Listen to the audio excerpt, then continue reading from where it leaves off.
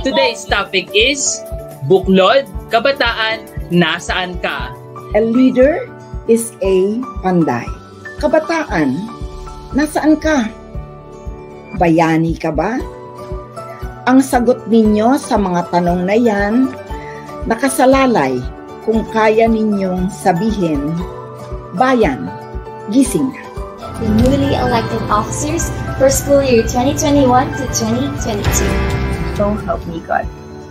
Congratulations to you, Ms. Flores, and to all other officers.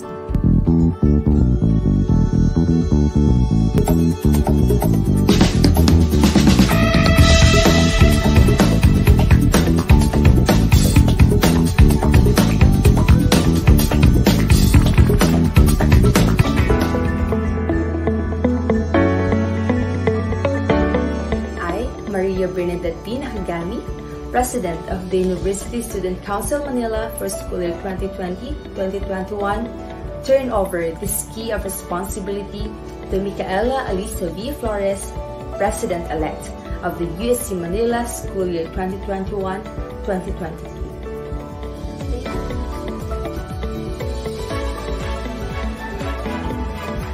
And I will do the best of my ability to be a steward of excellence and an epitome of courage and passion, to serve our beloved CEU and to be an instrument for a new and better nation. Thank you.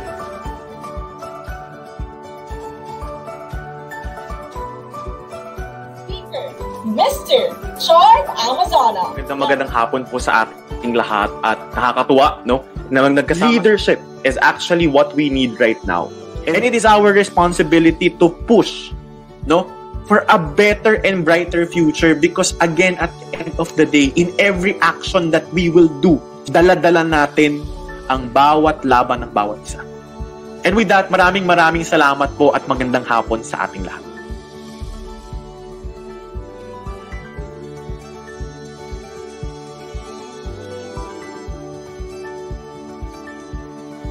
Heroes are made by the paths they choose, not the powers they are graced with. Kaya't kabataan, sikaping mag-ani sa sariling bayan ng dangal at puri. A good leader to his members, a good citizen of his country. Now I ask another question. Kabataan, kumusta ka? Thank you, Escolarians, for your participation in today's series of Leadership Congress, BUKLOD, Kabataan, Nasaan Ka? We will be seeing you on the second Saturday of the Leadership Congress 2021, October 30, 2021, during the morning session in the LC Kumustahan Night.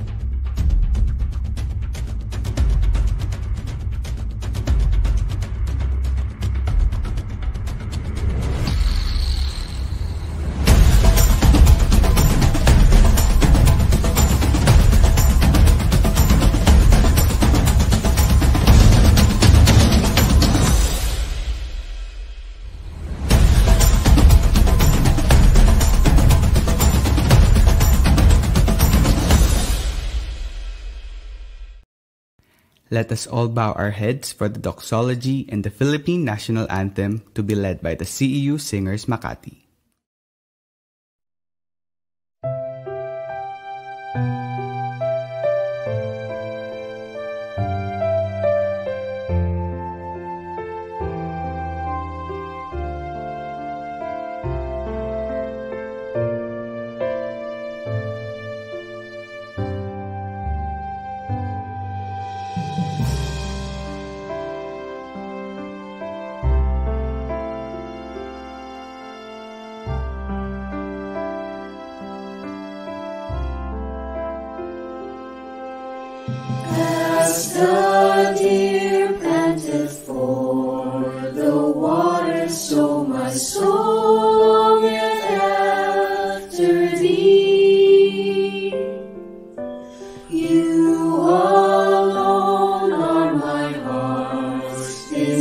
desire and I long to worship Thee.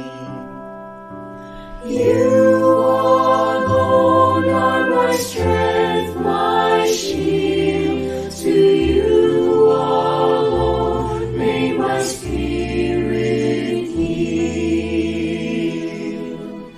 You alone are my heart's desire, and I long to worship Thee.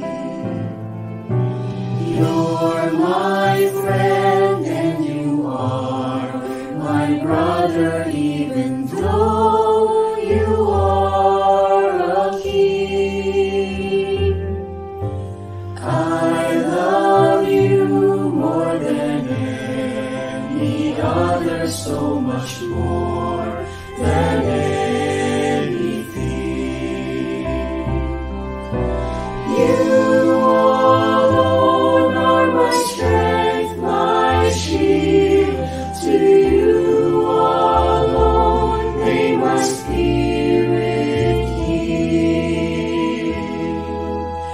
You alone are my heart's desire, and I long to worship Thee. And I long to worship Thee.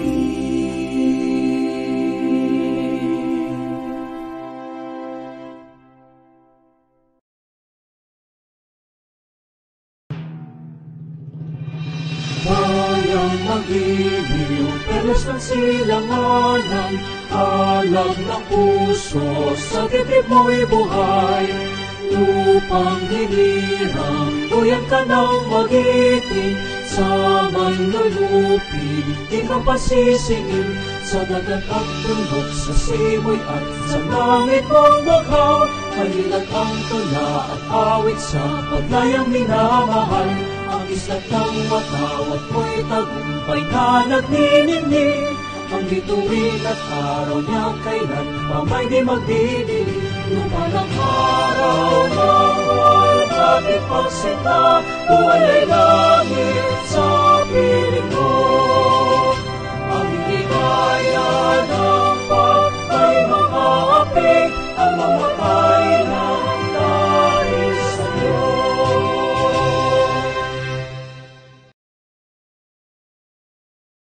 Escolarians, get ready! Let us welcome our host for the second day of the Leadership Congress 2021, ang Panday Series 3 Talas, Miss Faith Campania and Miss Nicole Vibal.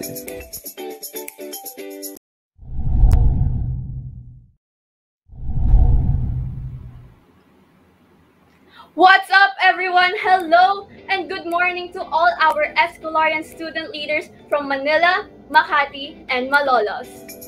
Welcome to the second Saturday of our USC Leadership Congress, ang Panday Series 3 Talas, with the theme BAGUMBAYAN, BUKLOD, BAGANI, BAYAN. Yes, we are so excited to see you Escolarians once again at our Virtual Leadership Congress 2021. I am Nicole Vibal, your University Student Council Makati Assistant Secretary. And I am Faith Campania, your University Student Council Makati President. And we are your hosts for today. Hi, Nicole. How are you? Faith. You look good today.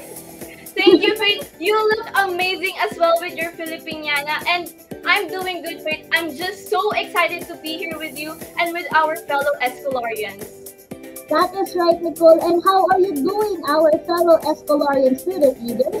You may comment down below of how you are doing today as well. Please don't forget to use our official hashtag USC Leadership Congress 2021 and hashtag BAGANI ng bagong panahon.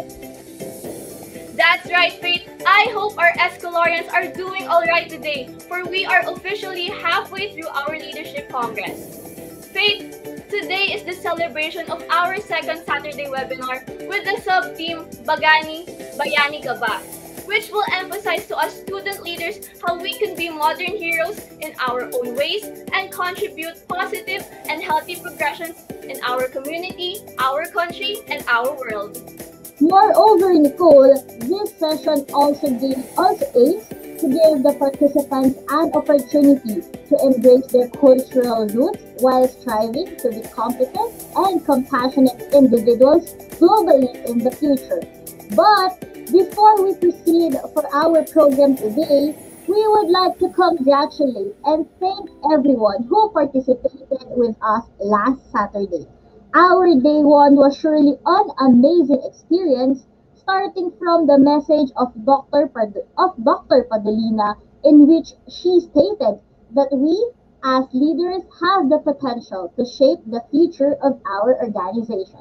Dr. Padalina also challenged us to reflect if we are the kind of leaders who just want power to fulfill our ambition, or are we the kind of leaders who empowers and inspires our fellow Escolarians?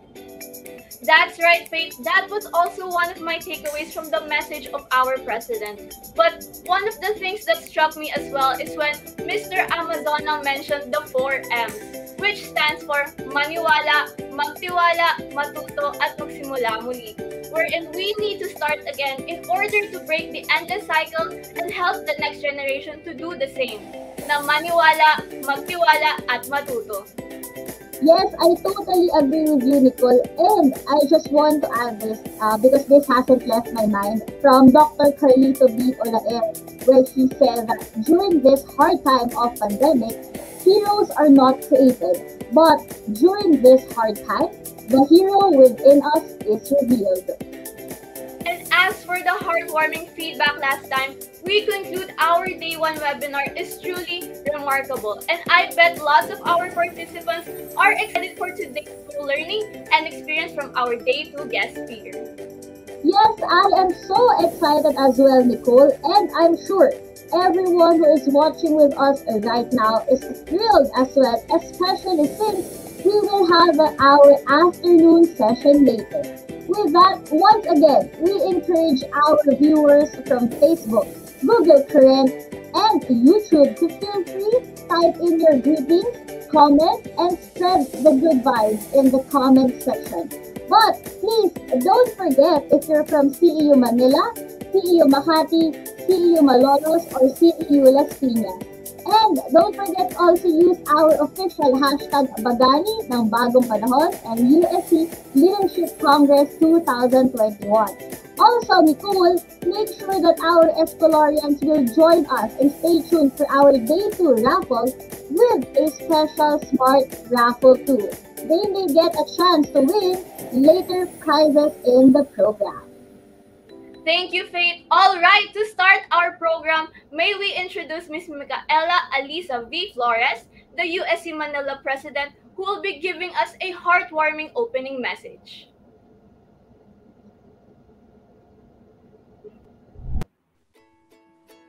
Our University President and Chief Academic Officer, Dr. Maria Cristina D. Padalina, members of Administrative Council, deans and heads, to our advisors, and to my fellow Escolarians, good morning.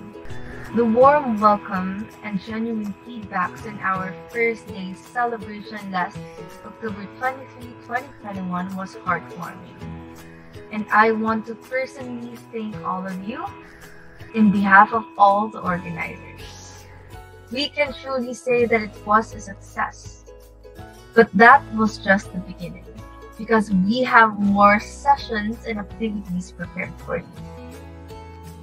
Today, we welcome you to our second day celebration of ang Panday Series 3, Talas, with the sub-theme, BAGANI, Bayani ka ba? Ito ay hindi basta lamang isang tema. Ito ay isang katanungan na humahamon sa bawat isa sa ating mga kabataan. Bayani ka ba? Isang tanong na magbumulat sa ating mga kaisipan upang alamin ang kalagayan ng ating bayan. Isang tanong na pupukaw sa ating mga puso para damihin ang pagmamahal sa ating bayan. With the abrupt changes that have been happening in our country, all of us Filipinos are affected. Our livelihood, our perspective in life, our education, and many more. This brought fear and hopelessness to our families and friends. This crisis attacked the strengths of our home, which is our beloved Pilipinas. Sa panahon ito, paano ka naging bayani o magiging bayani sa iyong sarili o sa iyong kapwa? With this, I would like to share a quote by Christopher Reeve, an actor and a director. He said, "A hero is an individual who finds the strength to persevere and endure in spite of overwhelming obstacles." Let our passion and love for our country be the strength for us to keep going and fighting for what we truly deserve. Kabataan, ikaw ba ay makabagong bayani ng ating bayan? Let us all be enlightened on how we can be the new heroes in this generation by participating and listening to our special guests later in the program. To end, I would like to share a quote by Abraham Sarmiento Jr., a Filipino journalist. Sino ang kikibo kung hindi tayo kikibo? Sino ang kikilos kung hindi tayo kikilos? Kung hindi ngayon, kailan pa? Maraming salamat at pagpalain tayong lahat.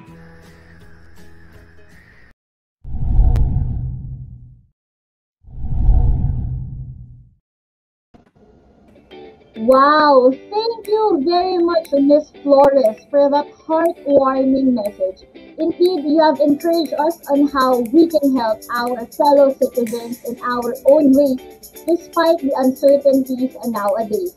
Indeed, we can be a modern hero in this generation.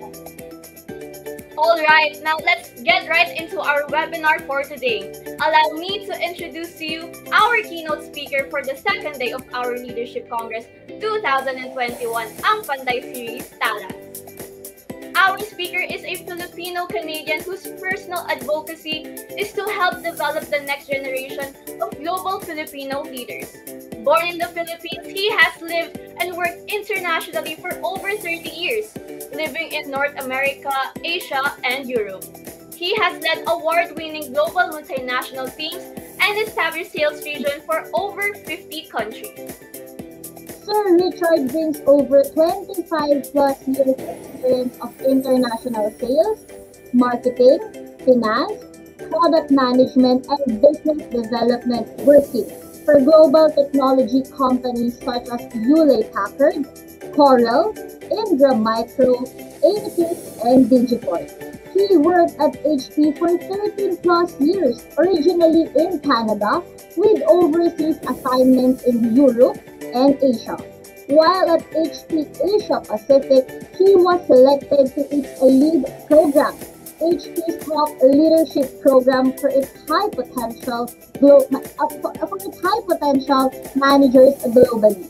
As the Global Vice President of Sales for AMC, a Canadian security software company, he led his team to one of Julie and Sushay's top 50 fastest growing companies in Canada and top 500 fastest growing companies in North America, heading a multinational global sales and marketing team from Brazil, France, UK, India, Dubai, Germany, China, Singapore, and USA. The GEES project is his personal advocacy to develop, train, and mentor the next generation of global Filipino leaders and transition them from the crab mentality to the geese mentality.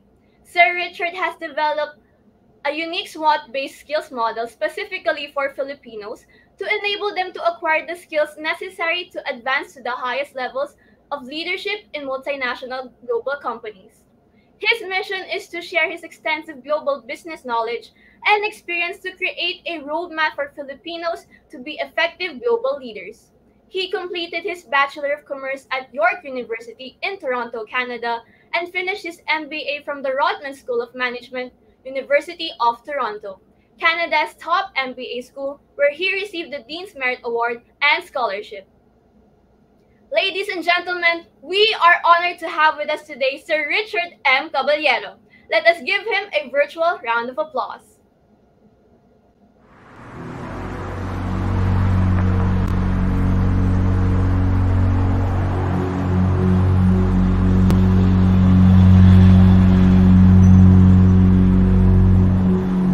My name is Richard Caballero.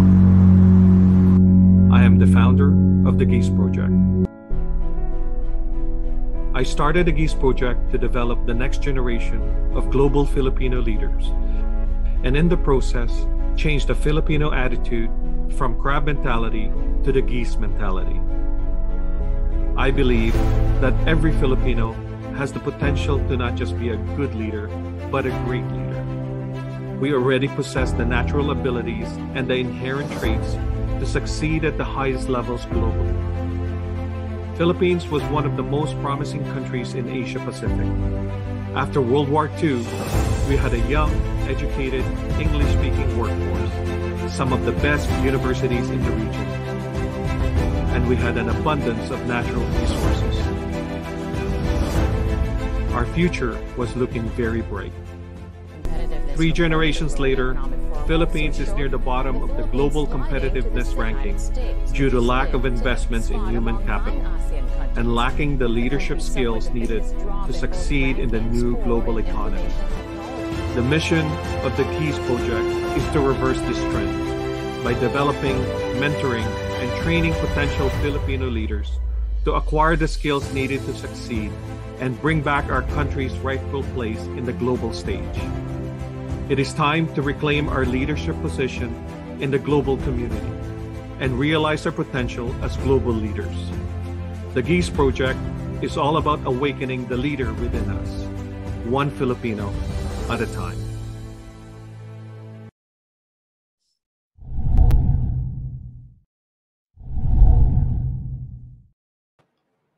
Hello, good morning. Can everybody hear me? First of all, thanks a lot for that introduction. I hope everybody was able to see that video. My presentation today, let me just share my screen.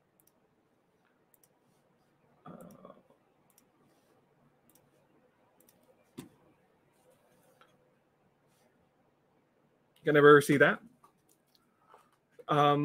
Is all about developing the next generation of global Filipino leaders, right? As the video says. And so when Senator Escolar asked me a few weeks ago to come and speak to you, I started really thinking, some questions regarding being a hero. Let me just, it's not, and so the theme of the whole presentation is Bagani, Bayani ka ba? And so I started looking at, what does it really take to be a hero? And so the picture that's in front of you is actually a monument in Toronto, Canada, of Jose Rizal. So there was a monument that was erected there in 1998 in the 100th anniversary of his birth. And so I visited it in terms of really trying to get inspiration on what it takes to be a hero, a modern day hero. And the more that I think about it, my definition of what a hero is really boils down to a few things, right? To be a hero, I think that everyone is capable of being a hero in their own way. But more importantly, to really make a heroic move, you need to step out of your comfort zone, right? And that takes courage. So that's one of the first criteria of being a hero, is you have to have the courage to come out of your comfort zone. The second is the ability to take a risk, right? Something that may not be as comfortable to you as before, but you're willing to take the risk because for a higher purpose or for a higher goal. And the third is that you're doing it for a common good, right? It's not necessarily for your own benefit but for the benefit of the people, and in this case, our country. So in this case, the hero is all about really coming out of your comfort zone and doing things that are for the common good of for a bigger purpose. And so little gestures on a daily basis, those are heroic deeds, right? Offering your seat in a jeepney or in a bus, that really is a heroic deed in itself. And so the message is that each and every one of you in your own way can be heroes. And that's really important, because it's those little gestures that will really move our country forward. And so when I look at what are the key traits of a hero, right? And it's very important for us to understand that, because a lot of the questions that I get asked all the time, having worked all over the world, is really, what does it take to be a leader, right? What does it take to be a leader? And what are the key traits to make me successful as a leader? So I make a bit of a distinction between a hero and a leader, right?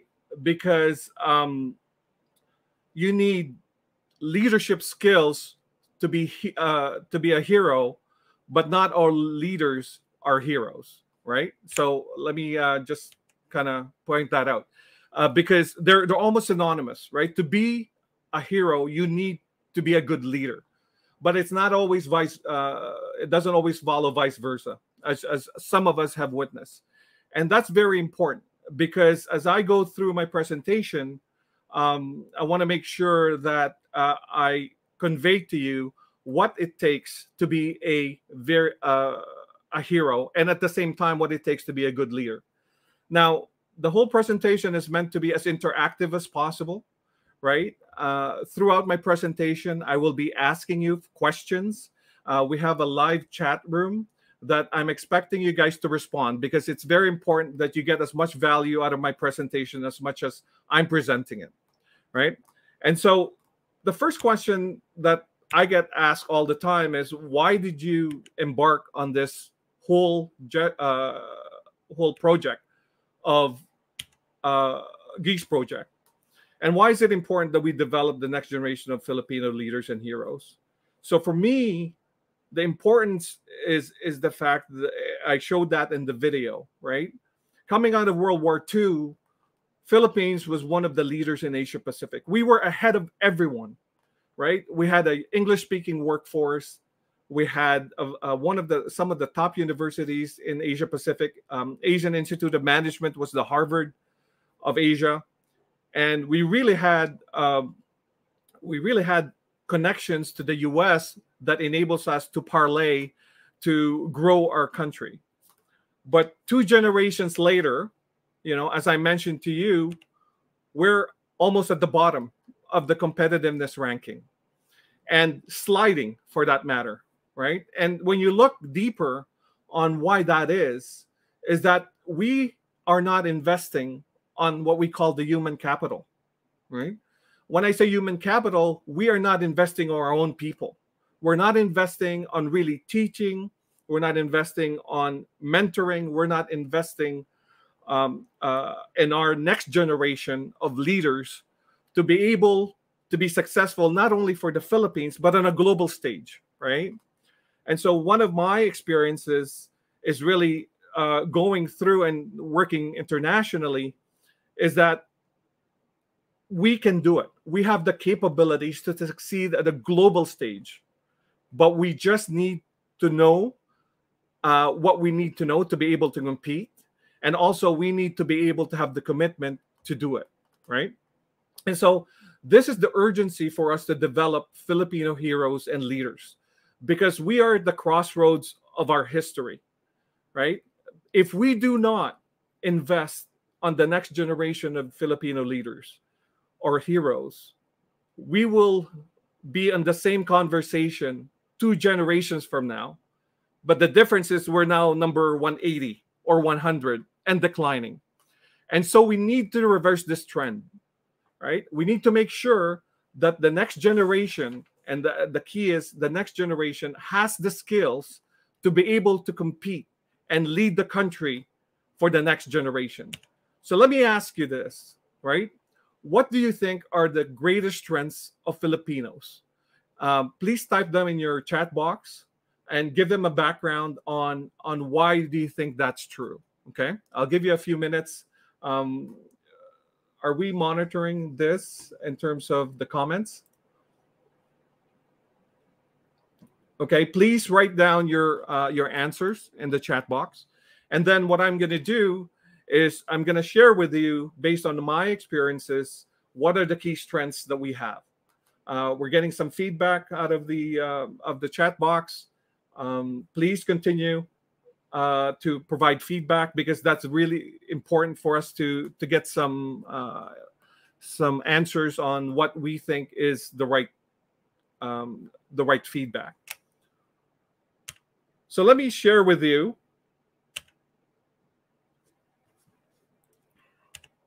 what I think are the key strengths of Filipinos. And this is based on over 30 years of experience of having worked in over 50 countries and really trying to understand, is there a roadmap, right? Is there a recipe for Filipinos to succeed globally, right? And the answer is yes, right? And that's the key, is that if we are able to train the next generation on this roadmap, then hopefully we do not have to always reinvent the wheel. One of the challenges that we have is we keep reinventing the wheel. The previous generations are not paving the road for the next generation to go further. If you look at other countries, right, they are leveraging on previous generations. The first generation breaks the barrier so that the next generation can come through easier and go further. The challenge with us is we're not breaking those barriers. The next generation is always reinventing the wheel. And that's why we need to make sure that we are paving the road for the next generation. And we're getting a lot of comments on the chat box, which is great. You know, we're self-sufficient, we're hard workers, we're adapted. Those are all great answers. But let me share with you what we call the 3 R's, right? And this is really important, especially in your generation. The first strength that we really have are relationships. We're very good at relationships. And let me just explain the context of what strength is. When I say strength, these are inherent on us being Filipinos, right? For the most part, we're born with it. It's part of our cultural, economic, and social fiber, right? That doesn't mean that not every one of us are good at it, but just the way we were brought up, historically, economically, socially, we're naturally good at it. There's a reason why multi-level marketing is #1 in the Philippines, right? Because we like to engage with each other. There's a reason why Philippines is the #1 user of Facebook, right? That's not by coincidence. So all data points to the fact that relationships, making connections is one of our key strengths. The second thing that we're really good at are resourcefulness, right? A significant portion of our population are still poor. And that's just the reality of who we are. And so people tend to find alternative options to support their family. The whole OFW experience is born out of this resourcefulness. Filipinos don't stand around and complain. We try to find alternatives, right? And so that's one of our key strengths, is our resourcefulness, our ability to find other ways on how we can survive and how we can find the solution. The third one is what we call resilience. And I think part of that, somebody already mentioned, resilient, adopted, compassionate. Resilience is another word for what we call determination, right? And Filipinos are resilient because it's built into our psyche. We know that every year there's going to be 20 or so typhoons that's going to hit our country. And we know there's going to be damages, right? But we will get up from it. We will recover. It's all part of us being Filipinos because it's built into who we are. And that in itself is our strength, right? We call it the fighting spirit. There's a reason why, everybody loves Pacquiao, because when he gets knocked out, he always gets up, right? It personifies who we are as Filipinos, and we should harness that. We should capitalize on that as our strength. So I've hired a lot of people globally, right? And there are a few things that I look for when I'm hiring people. Number one, I'm looking for somebody that maybe have military experience because I'm looking for discipline. The second thing I'm looking for is I'm looking for someone that has played sports, right? Because that shows me that they know teamwork. But the most important thing when I'm hiring people, and that doesn't, not just in the Philippines, but also globally, and I've led teams globally and in the Philippines, is people that have struggled. I'm looking for people that have the resilience, that have faced challenges and have overcome it. Because that means that that person is resilient. And that means that whatever obstacle that that person has come in front of them, they have been able to overcome it, right? So for people in the audience that are thinking that, I'm poor, I'm struggling, actually, that's an advantage, right? And I truly believe that. If I look at all my experiences, if I look at the challenges that I've had, immigrating, and trust me, immigrating to another country is not an easy task. Regardless of what you hear, regardless of what people tell you, it is a struggle. And it's no different than any other immigrant experience. It's just part of who we are. But that experience, that struggle, is really what's going to make you successful, right? Just for me personally, it's what made me successful. It's that struggle that I know that having gone through that difficult and the hardships, I can do anything. I can compete with anybody, right? Because they did not go through the same hardships I did. And so don't look at being poor, at being disadvantaged, at being marginalized as a weakness. That is a strength. That's who we are. And that's really important, because the key for us to succeed as Filipino leaders is not to shy away from who we are, but really recognize who we are, embrace it, and use it to our advantage. A lot of people talk to me about, why are there so many challenges for Filipinos in terms of, dealing with foreign managers and things like that. And I said, part of the reason is we are not really addressing the core values that we have as Filipinos, right? And it gets to my second point, and I'll explain that further. So let me ask the group, and I'm getting a lot of good feedback in terms of the chat room.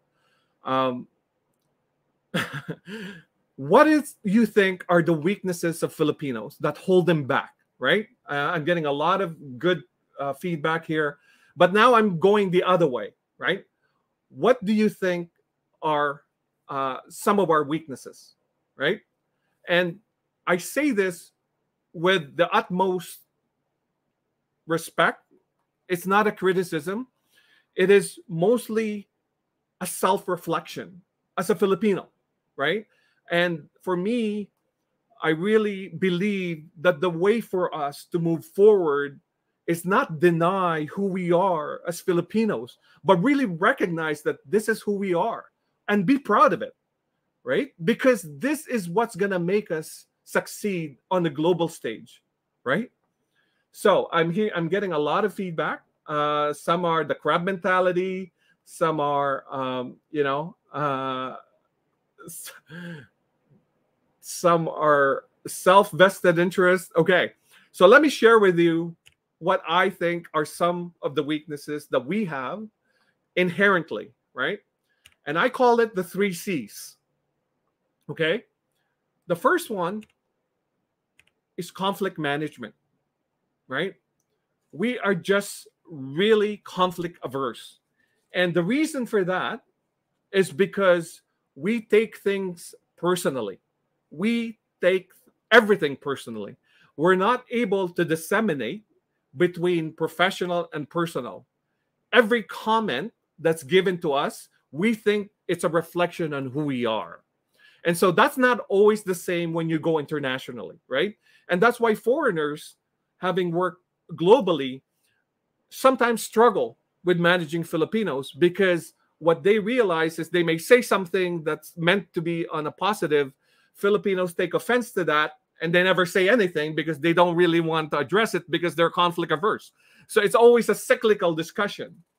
And so I use this analogy in terms of the conflict management, right? For people that have kids, right? When you reprimand the kid and they misbehave, the behavior is bad, the kid is not bad, right? And it's the same analogy. We have to separate that behavior versus the person. Because what happens is, for us to be effective leaders, we cannot decide based on emotion. We have to decide based on facts, based on objective information. And when we take things personally, we do not make the right decisions. We decided based on emotions. Okay. The second C is competitiveness, right? And so when I say that competitiveness, it's the lack of competitiveness, right? When I observe other countries, having worked in different countries, and I would use India for example, right? When I did more research in terms of Indians that have progressed to the higher levels of management and CEOs of technology companies, there is one common thread among them, right? And competitiveness is at the top of it. And that's because with, I don't know, 1.4 billion people, they wake up in the morning that they know they have to compete, right? For us to succeed as heroes and as effective global leaders, we have to compete, because that's just the reality of our global economy. We cannot shy away from it. And it's not as much as being to compete as we have to want the best out of us, right? Mediocrity is not an option. But sometimes we tend to step back and just accept, okay na yan, sige, okay na yan, wag na, hindi na ako magpupush. We can't do that, right? Remember I told you what a hero is? A hero is someone that steps out of their comfort zone and does something that is risky, because that is what is needed by our country, right? And for you, the next generation, you need to do that. I'm not saying everyone will be really comfortable with it, but we cannot have one, we cannot have two, we cannot have three. We have to have everyone. Your whole generation needs to step up and really acquire the skills for us to be competitive. Because as I mentioned before, the next generation or two generations are relying on you to pave the way for them to go further, right? So this competitiveness, right, needs to be ingrained into our skill set. And it's not, the challenge with us is we grew up with a lot of, nobody wants to stick out from the group, right? There's so much complacency in trying to belong to the group. And there's almost smart shaming. When someone tries to, get ahead of the group, they pull them down and says, kala mo kung sino. That's not the right approach. And the whole approach of the geese mentality is we need to push them further.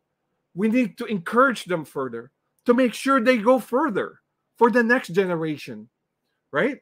And so we need this desire to be the best of us, right? Every day we need to wake up and saying, how can I improve myself? Because it's only through that attitude and that approach that collectively our generation and our country will progress, okay? The third C is critical thinking, okay? Now, critical thinking I define as the ability to solve problems, right? Which is very important, right? Unfortunately, the reason why I classify this as a weakness is because inherently the way we were brought up, right? In our family setting, and even up to an extent up to our educational setting, we are told to just follow, right? We're not encouraged to really think out of the box. And that's critical thinking. And so when we go out to the workforce, right, we are at a loss when we don't have set procedures and something to follow, because we were never taught how to think out of the box.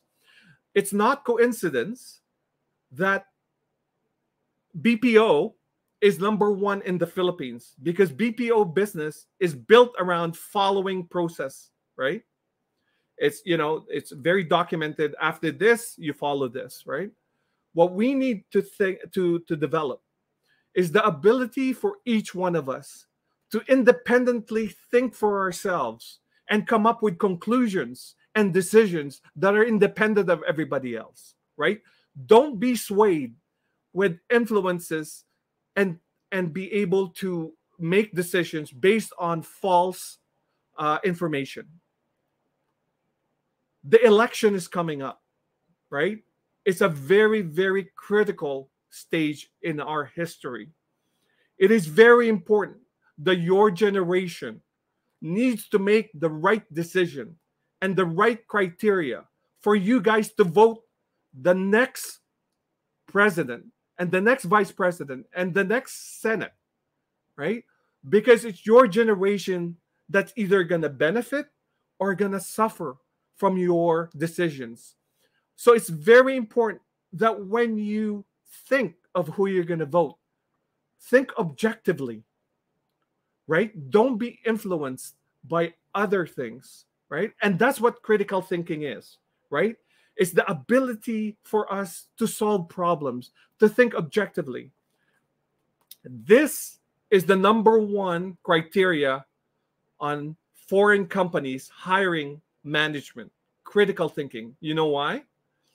Because what they want is somebody that is able to solve problems, not necessarily now, but in the future. Because the technology, the environment, the global economy is changing so fast that what they need are people that can think, that can analyze information, and can come up with logical, systematic decisions, right? The challenge with us is that we were not brought up that way, right? And it's not blaming anyone. It's just that it's not in our psyche.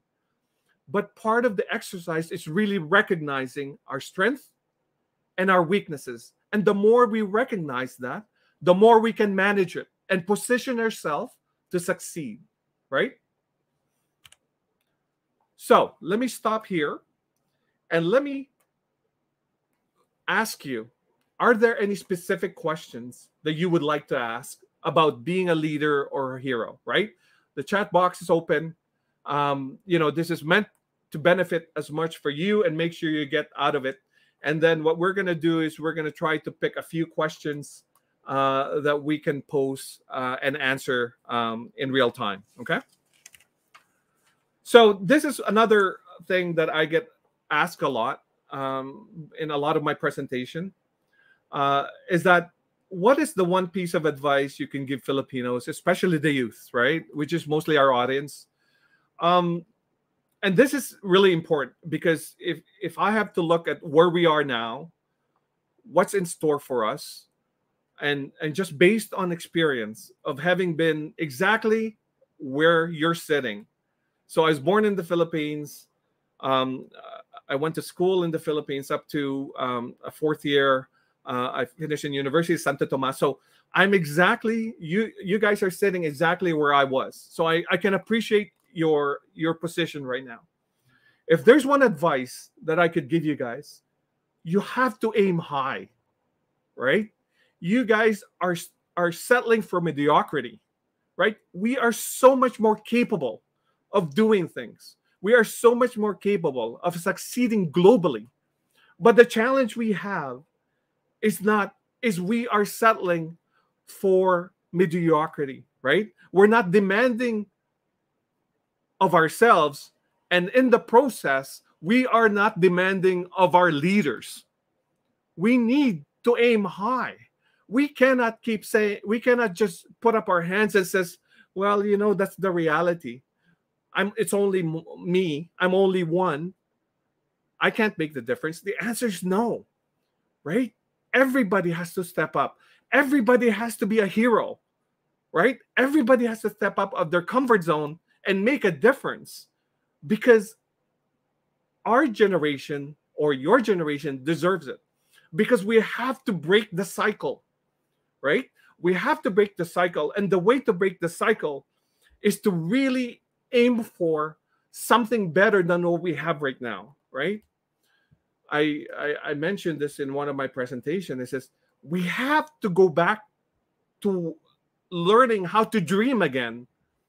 We've stopped learning how to dream because we've gone so battered down with what's happening in our country that we've stopped imagining what could be. And my piece of advice for you guys is don't do that. Stop. Aim high, right? And that's the only way we're going to get out of this. So let me stop here. Let me ask the audience in terms of their confidence level, and please respond back on the chat room. How confident are you that given the right training and support, Filipinos can be effective leaders and compete with the rest of the world at the highest level? So just give me a percentage, okay? Give me a percentage in terms of your confidence level, and please start putting it on the chat box. On what percentage do you think that we can be effective if we compete, right? And starting to get some feedback. Okay, 75%, 50%. Okay, that's good. That's actually very interesting, and I'll share with you the reason why. I'll share with you the reason, the comparison compared to the other audience, a much mature audience, when I asked the same question, right? It's something that is quite interesting, the data that's coming back. So let me move forward, right? So we've discussed the strengths that we have as Filipinos, and now we've discussed our weaknesses and things that we can improve on. So what are our opportunities, right? What are the traits that we have that inherently we can be good at, right? It's not necessarily we're good at, we're not there yet, but what are the traits that we can be good at and become effective leaders? The first one is leadership.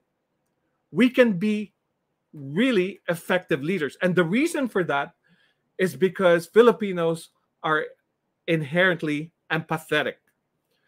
When we did research on the number one trait of a good leader is empathy, the ability to relate to other people, right? And so we already have one of the cornerstones to become a great leader. That doesn't mean we don't need to work on other ones, but what we have is a foundational trait to build on, right? The second one is excellence, right? For us to be effective leaders and for us to be heroes and compete at the global stage, we have to not just be good, but we have to be very good, right? So I get asked this a lot on my presentation. And the question I get asked, which is very normal, is have I faced discrimination, right? Having worked globally in 50 countries. And the answer is absolutely yes, right? For you to not say yes is hypocritical. But I think the issue for me is when I'm feeling that I'm discriminated is not to necessarily take offense to that, right? But really try to understand what is the narrative of them thinking and discriminating about Filipinos, right? Is it my looks, right? And that's just the reality, right? You can't change that. Some people are not a matter of, they're not just being racist, they're just ignorant, right? And so my message to a lot of the people that ask me this question is, don't focus on being a victim, on why they're discriminating you. Focus on changing the narrative, changing their impression of Filipinos. And so I tell this story, I think in one of our practice sessions, I told this story about me flying in to one of the Asian countries, and I'm not going to name which one.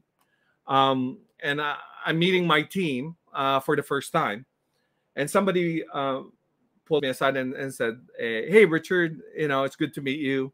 And he goes, "You're the first Filipino that I met that's not a maid, right?" And I was taken aback with that comment. And this was over 10 years ago, right, when I was living in Asia. But I didn't take offense to that. But it started me in this journey of really trying to understand why is the rest of the world looking at Filipinos in a certain image, right? And part of that is I want to change the narrative.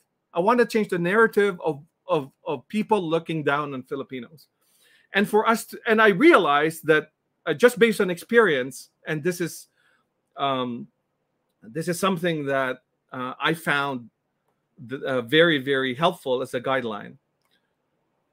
You're never going to overcome what they see in front of you, right? For you to succeed, you cannot only be good, you have to be twice as good. Because the first good is only to overcome what's in front of them, right?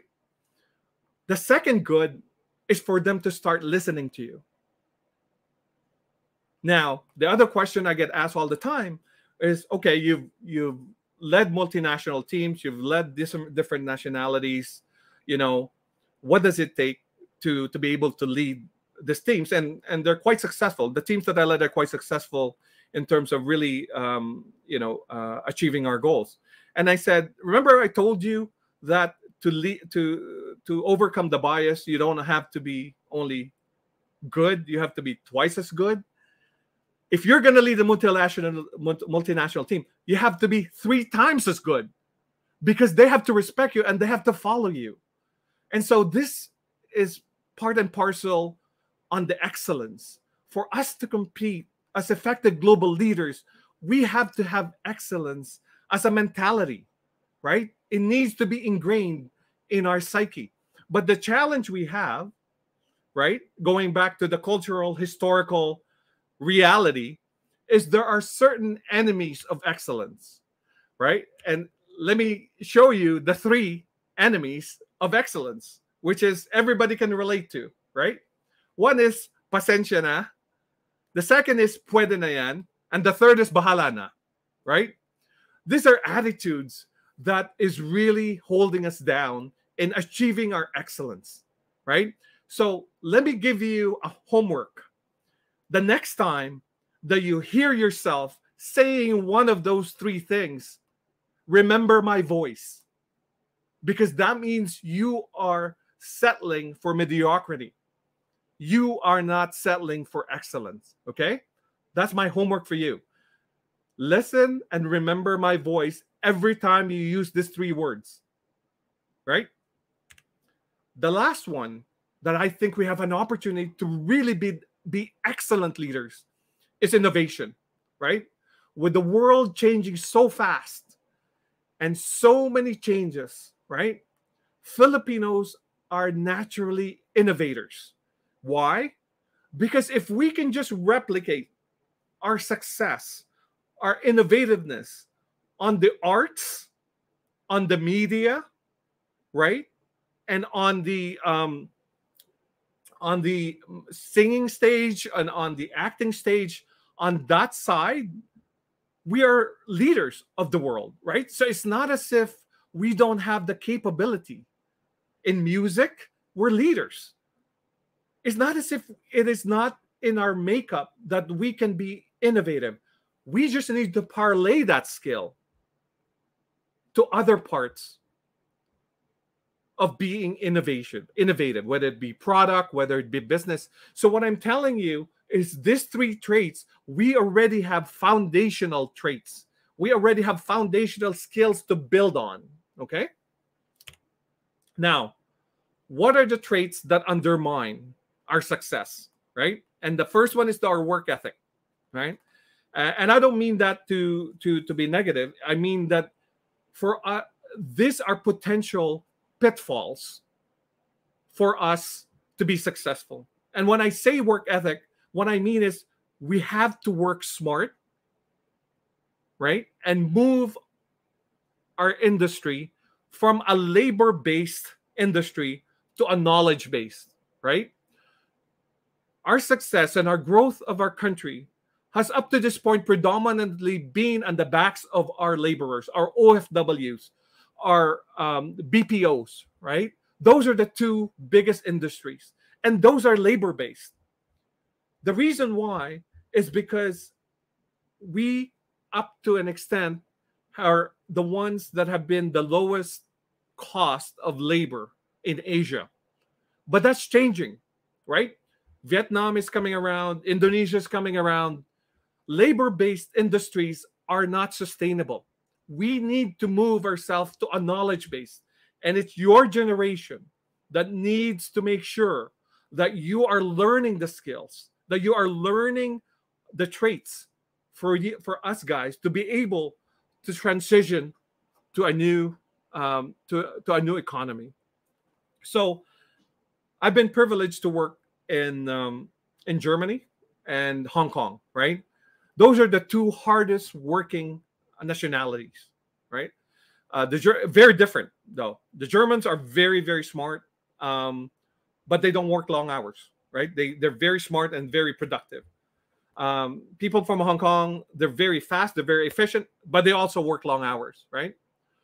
The reason why I say that we need to work on a work ethic, for us to compete globally, we cannot measure our success based on our standards.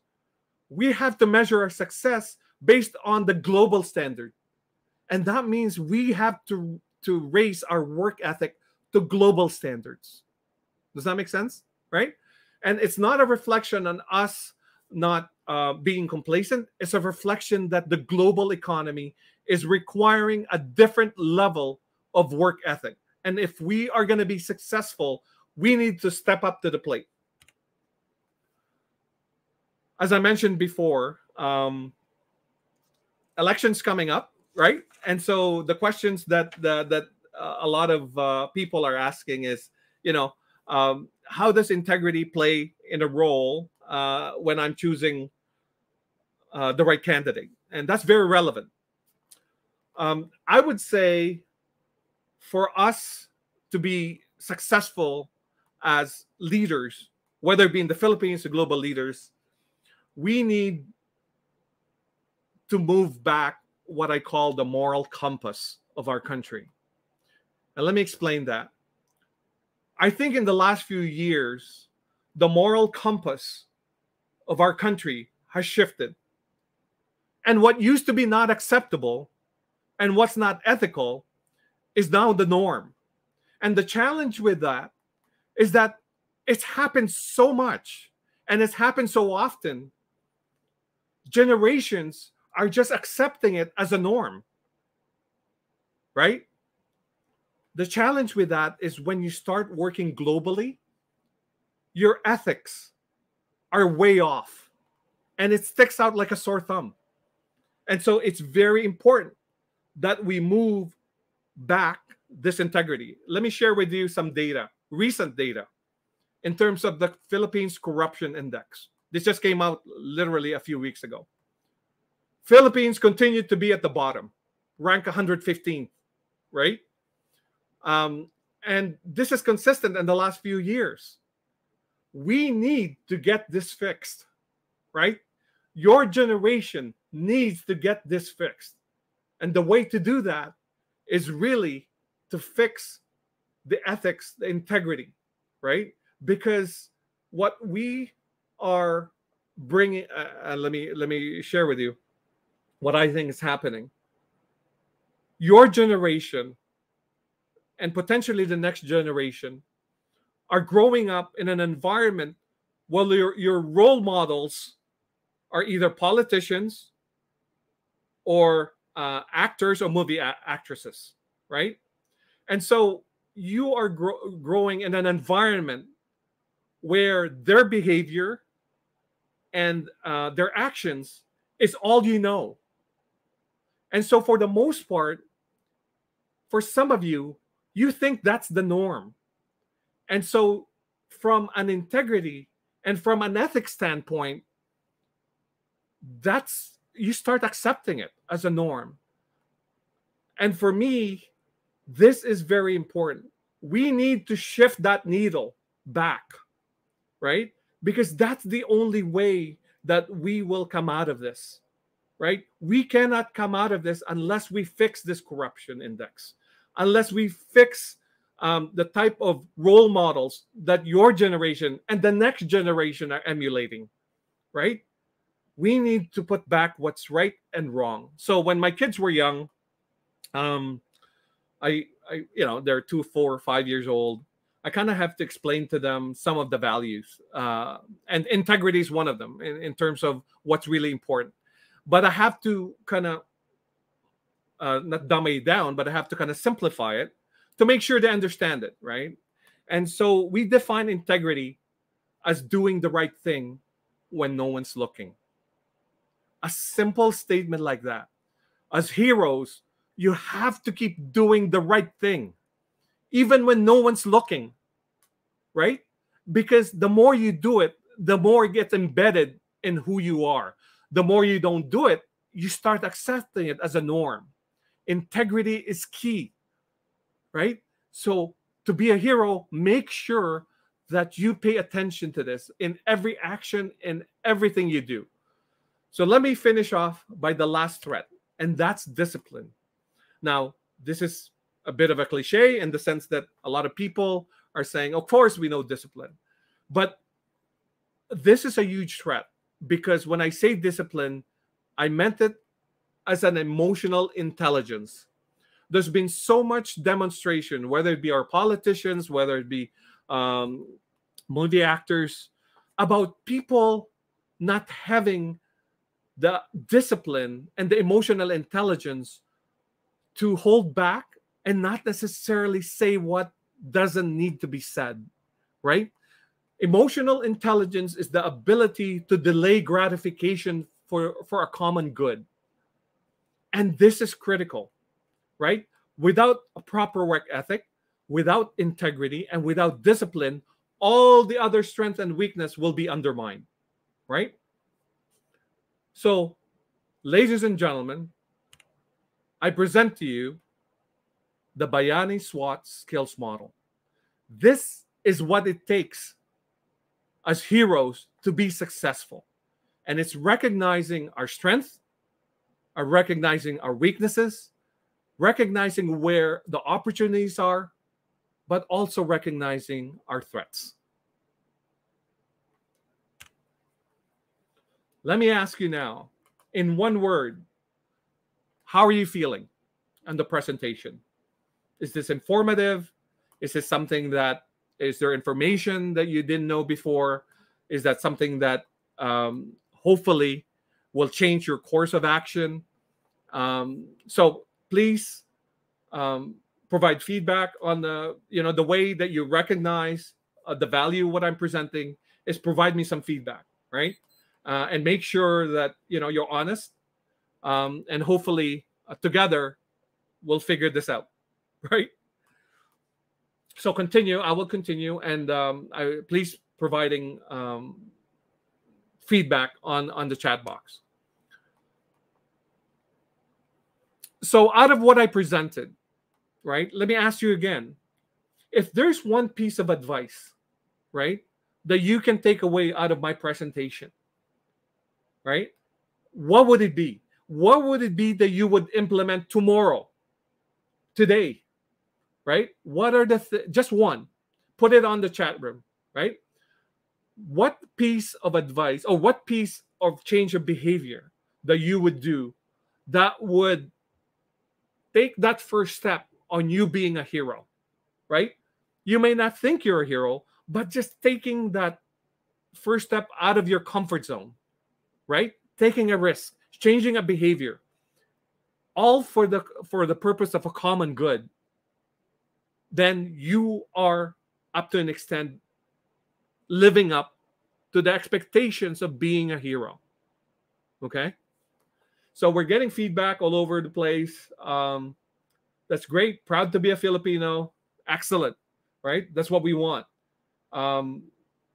Relevant, inspired. Excellent. Good.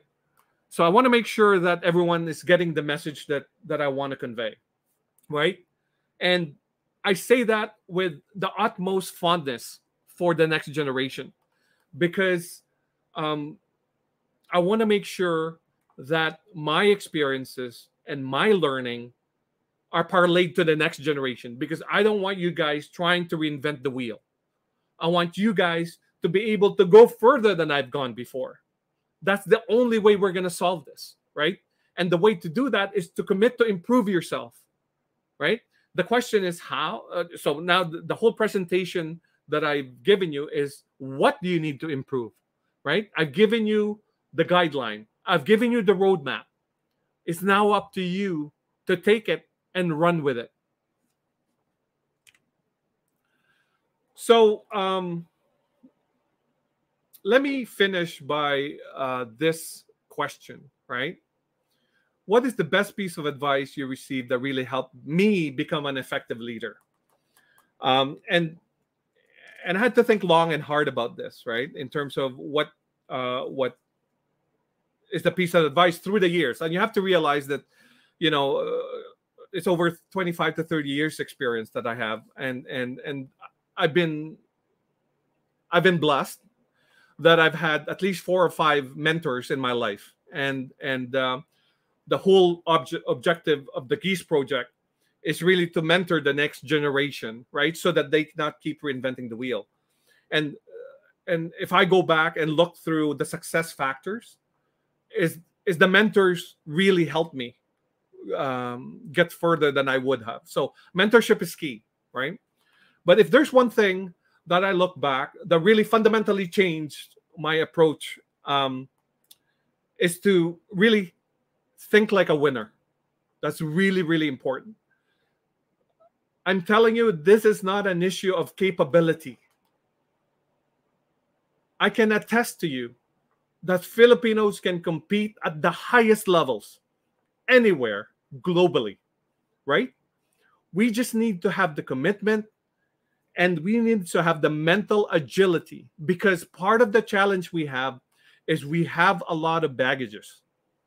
When I say baggages, I don't mean that as a negative. It's just the reality of growing up in the Philippines, and that's influenced by cultural, economic, social, and those baggages are hampering our ability to succeed. But if we recognize it, and that's the whole reason for the SWOT analysis, if we recognize it, if we understand it, if we embrace it, right, there's nothing that we cannot do. And I think my objective is not just to have 1, 2, 3. Of course, there are effective leaders in all cross-section of our industry that are Filipinos. But for us to get out of this, we need to collectively rise. We cannot just have 1 or 2 succeed. We need to make sure that everyone succeeds, right? And that is what the geese mentality is compared to the crab mentality. The geese mentality is all about encouraging and pushing others to go further, which is very contradictory to what we are used to, which is the crab mentality, right? So the geese mentality is really about pushing each other, and so that we can go further. So one thing about thinking like a winner that really helped me in my career is what I call the winner's creed, right? And I'll share this with you, and hopefully I can send this to you, right? And it's all about thinking like a winner. If we think we've lost, if you think you've lost, you've already lost, right? And that's a powerful statement. The first step in succeeding for your generations is you have to think like a winner, right? You have to think that you can, right? Don't let anybody tell you otherwise, right? Because I'm telling you, I stand before you that we can compete at the highest level and succeed.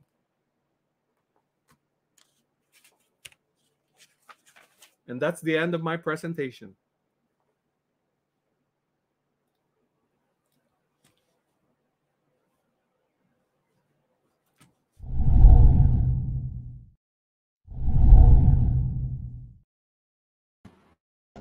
Thank you very much, Sir Richard, for that engaging talk. We truly learned a lot from your discussion, and I just want to agree with what Sir Richard said, that a hero is someone who takes courage, stepping out of his comfort zone, to be disciplined in improving our mindset and finding the right balance, recognizing our strengths, weaknesses, opportunities, and threats to manage, not to shy away from who we are, but to accept and embrace of who we are in order to succeed. All right, Nicole. So while we are waiting for your questions, Escolarians, we would like to present to you a special number from Ms. Caro of CES Singers Makati.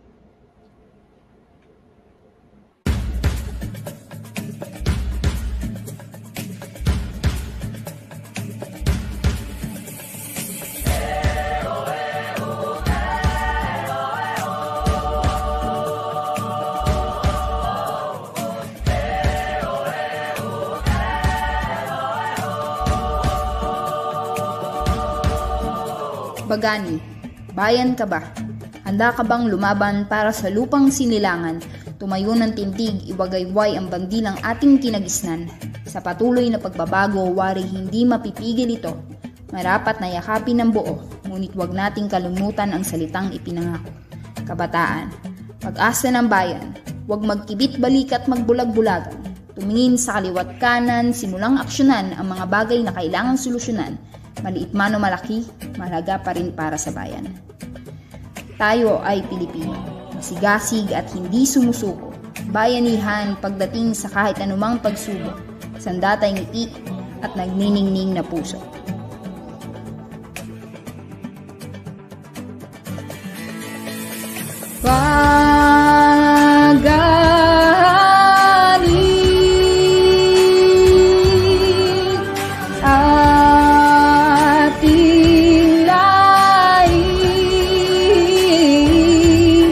Mandirigmang Pilipino, dakilang lahi ko, bayaning Pilipino sa makabagong panahon.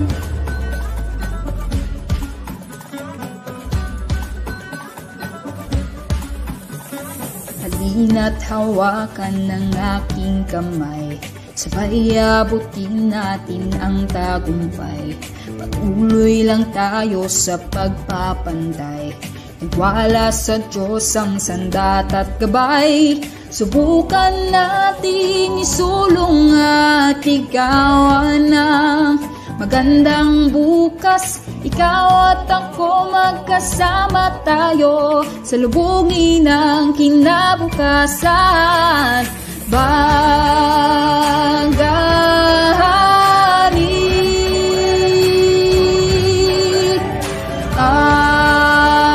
ating lahi,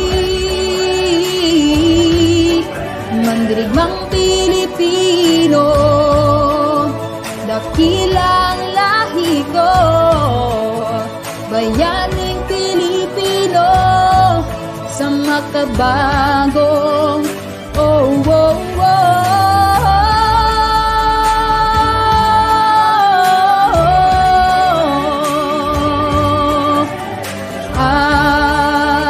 ating lahi,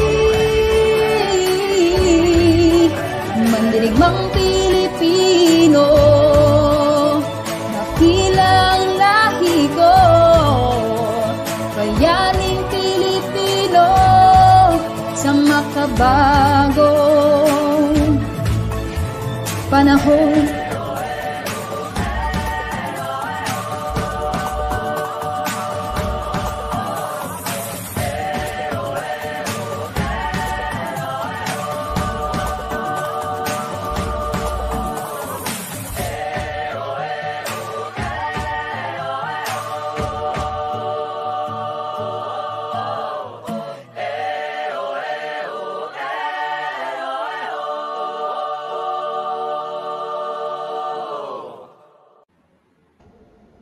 Wow, what an energizing, engaging, and inspiring performance. Thank you so much, Miss Sid Caro. That is right, Nicole. A great job indeed. But before that, I would like to inform you that we now have 200 viewers who are watching with us now live. So how are you, Escolarians? How are you guys doing? We hope that you are ready with your questions because we will now be having our open forum. Nicole and I will be reading your questions in the comment box. So get ready, Escolarians, because let us now welcome back Sir Richard Caballero.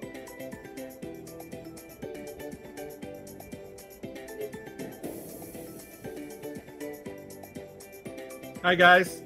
Hello, good morning, Sir Richard. How are you po? I'm good. Thank you. You know, I hope everybody got value in what I presented, and based on the feedback on the chat box, seems to be everybody's inspired at a minimum, right, and enlightened, right? So I welcome any questions that anybody might have, because I think this is as much for you as much as for everybody else. I think the key for this is for you guys to really feel empowered, right? That you guys have everything that's needed to succeed. Don't let anybody tell you otherwise. Yes.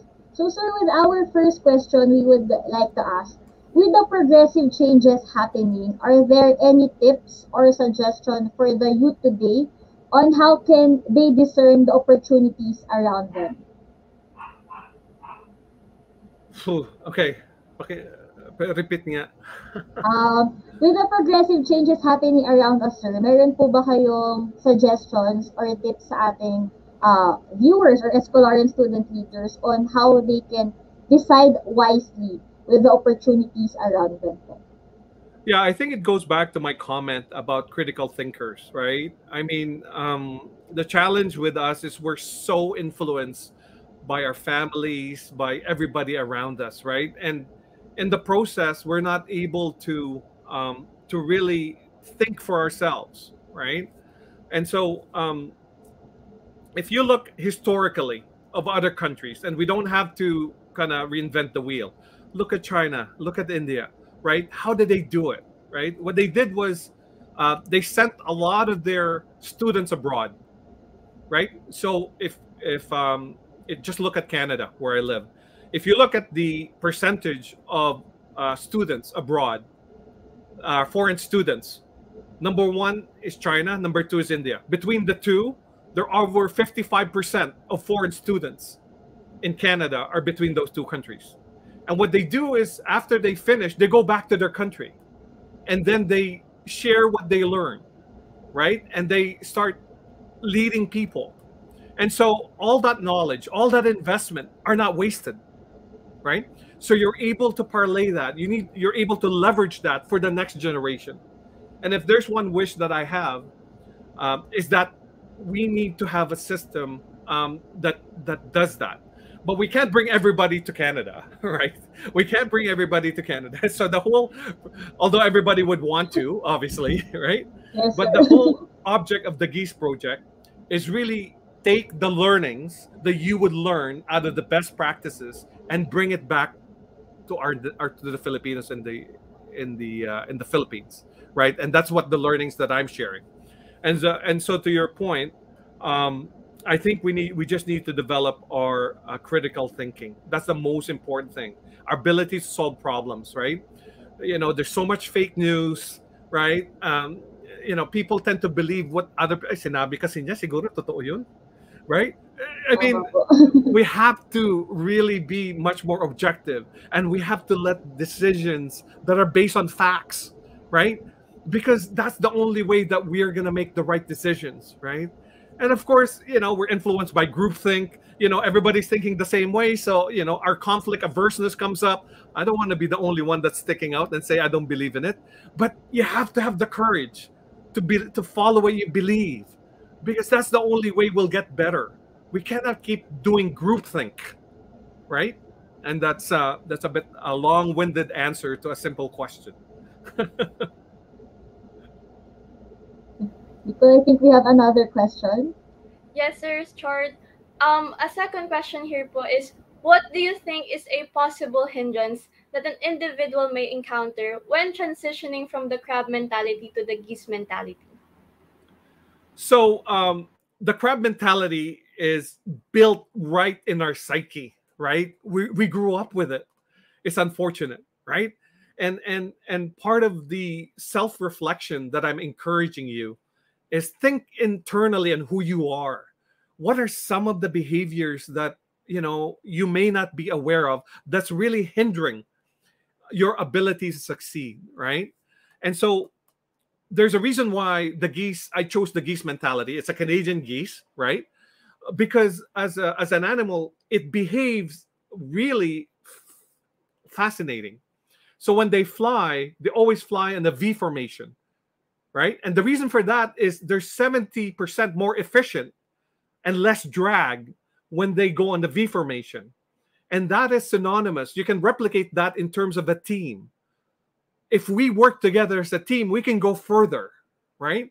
The second behavior of the geese mentality is that when one of the geese gets tired and falls down, two other geese goes down and waits for it until it recovers. That's how we support each other. Another behavior of the geese is that when you hear them passing, you hear them quacking, right? You hear them quacking, but the lead geese, the one in the middle, it doesn't quack. The reason for that is everybody else is encouraging the lead geese to go further. So that's the type of support that we are looking for. And that's the behavior. It's always supporting each other, because together, that's the only way we're going to get further. Thank you so much, Sir Richard. Another question that we have here, sir, is being over-competitive good in the international arena? Is over-competitive? Is being over-competitive good in the international arena?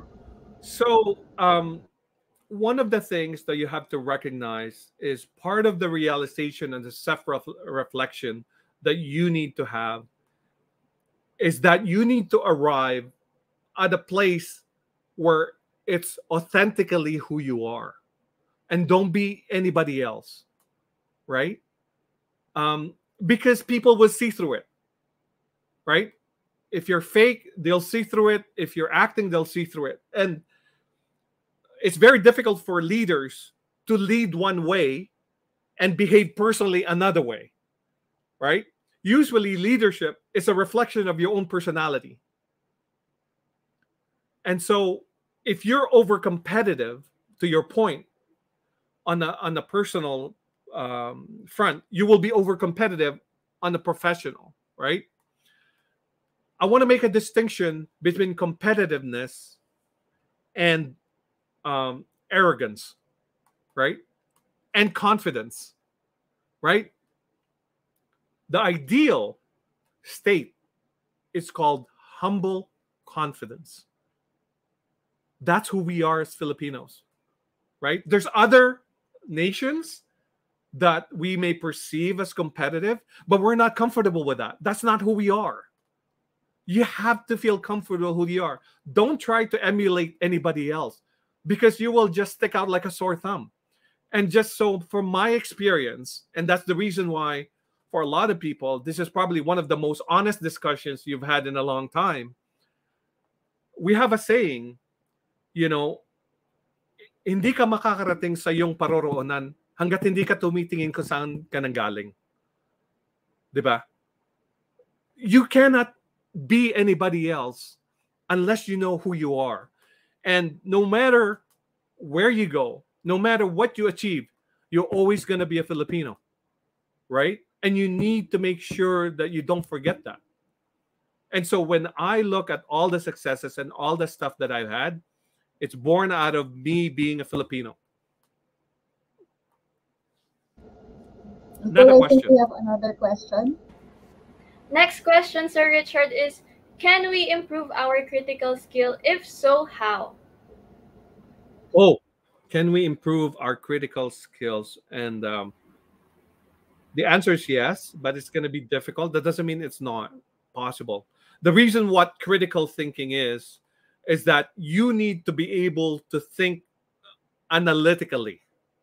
So when they look at all the Indian CEOs, one of the common traits they have is the ability to look at problems and make objective decisions, not emotional decisions. The challenge with Filipinos are we're very emotional, right? We're also very sensitive, right? And for us to succeed in this critical thinking, we really have to manage that, right? And be aware of it. And that's the reason why I'm sharing this, because half the battle is the fact that if you're aware of it, you can manage it. If you're not aware of it, you're just kind of walking out of a meeting and says, what happened, right? Because you don't know who you are. So it's very important that you recognize who you are. So that's what critical thinking is. To answer your question, it's not impossible. And so the next project of the Geese project is really to teach you how. What I showed you right now is what. So the next phase of the Geese project is how do you actually become good at those 12 traits. So that's what I'm developing, right? So that I can push through as many of you as possible, right? Through the training, so that you all go to Canada, and so that you learn how to ski, and then you learn how to snowboard, right? I'm kidding. Sir, for our next question, how do you deal with people who smart shame? I think smart shaming is a reflection of insecurity, right? I go back to my earlier comment about humble confidence. There's a direct correlation, and I've done analysis of this. There's a direct correlation between your success and humility. The more successful you are, the more that you need to be humble, right? Unfortunately, the one that's not as successful are the one that's the loudest. And they're the ones that's smart shaming, right? It's not, we need to celebrate each other's successes. We need to support each other's successes. We cannot be jealous, because everyone rises with the tide. That's the only way that we can be successful. For our next question, Sir Richard, we have here, which approaches should we take as student leaders to help empower and enlighten those lost mindsets in taking the path to neglect ignorance when it comes to making choices that concern our country's needs? I think that it's difficult, right? I mean, you cannot advocate for critical thinking and really encouraging people to think for themselves, and then if they don't make the right decision, you're kind of, well, that's not the right decision, right? Like, you cannot have both, right? You have to truly believe that your generation is smart enough to really disseminate noise from facts. And I truly believe that, because if I don't, then we have a lost cause, right?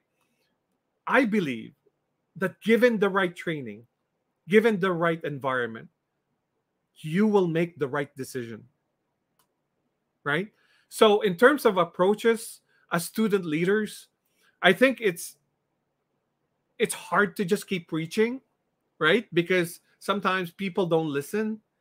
But I think if we go to the heart of why they're feeling that way, and that's the reason why, if you look at the topics that I address, it's really very upfront, right? I don't sugarcoat the issue, right? Because that's the only way we can overcome it, right? And if your generation is going to succeed, you need to be comfortable with this, right? You need to be able to be comfortable with conflict. You need to be able to know how to manage it. You need to be able to move the ball forward in complex situations. And you need to learn all 12 skills, right? And I have faith. I have faith that you will. Sir, for our next question, what kind of quote you could share po to all the youths to become more competitive and motivated to step up? Yeah, so that's a tough question, right? So um, let me share with you. Let me answer that by sharing with you an experience. So um, here in Canada, there's a there's an association of engineers, Filipino engineers of Ontario, and they've asked me to speak as well, right? And the challenge they have is very similar to what you're asking. Is that, you know, how do you encourage people to desire for something better, right? And even when they come to Canada, you would think that they would already be very motivated. So, but their challenge is they're settling for mediocrity, right? And they say, oh, tama na to. Ayos na ako dito. Hindi na ako certify ng ano, ng engineer. Okay na ako dito, right? And so the problem here in Canada is we're not developing the next generation of engineers, Filipino engineers. All the engineers are Indian, Chinese, because even though we're engineers in the Philippines, they're coming here and they're not aspiring for it, right? So I've thought long and hard about this, and part of the reason is each one of us need to develop what I call the deepest why, right? And for some of you, you may have heard of this. It's the reason why you're getting up in the morning and running as fast as you can to make sure your life is better the next day. Each one of us are doing things for a reason. Either it's for our family, it's either for our future, it's either for, money. It's never usually for money. It's for our friends, right? It's usually, I call it the deepest why. You know why that's important? Because that deepest why is what's going to get you when times are tough, when you want to give up, right? When things are not going the way that you do. That's the one that's going to anchor you and push you forward. And so for people that do not have that desire, I think the first exercise for me that I would teach them is find your deepest why. Why are you doing this? And if you can't find that why, you won't have an anchor for you to push yourself forward, right? And so throughout my career, I've had multiple whys, right? Multiple whys, and it changes. Our deepest why changes depending on where we are in our lives. Whether it be in your case, I'm sure your parents have invested a lot in your education. So your deepest why is you want to make them proud. You want to make sure that all their sacrifices are worth it, that you succeed. That's your deepest why. And that's what's going to push you every time you feel like giving up. And that's what's going to push you to achieve further, right? And so I'm giving you some guidance based on my own personal experience, but I don't judge. And that's one thing that we have to realize, that everybody comes to the table in their own terms and their own time, right? Just because they're not coming to the table, don't judge them, right? And because otherwise you're defeating the whole reason why what you're teaching. Thank you, Sir Richard.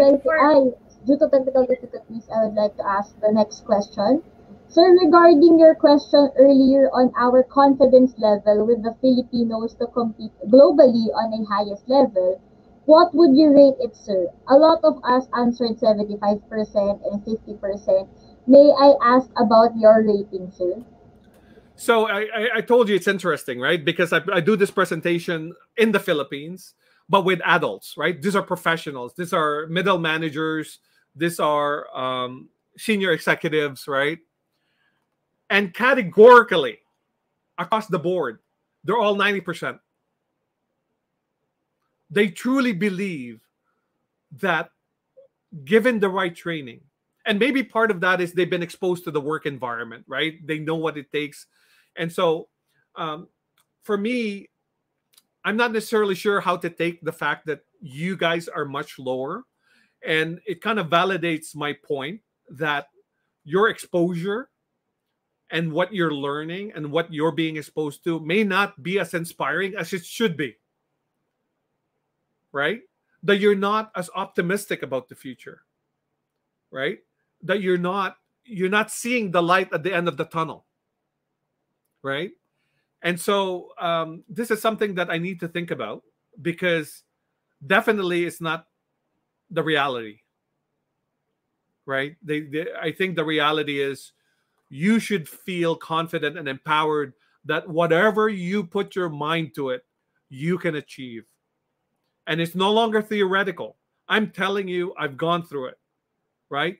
I've competed with across the globe, and it's inherently our traits of being Filipino that will really differentiate us and make us succeed. So don't shy away from it. Don't ignore it. Embrace it.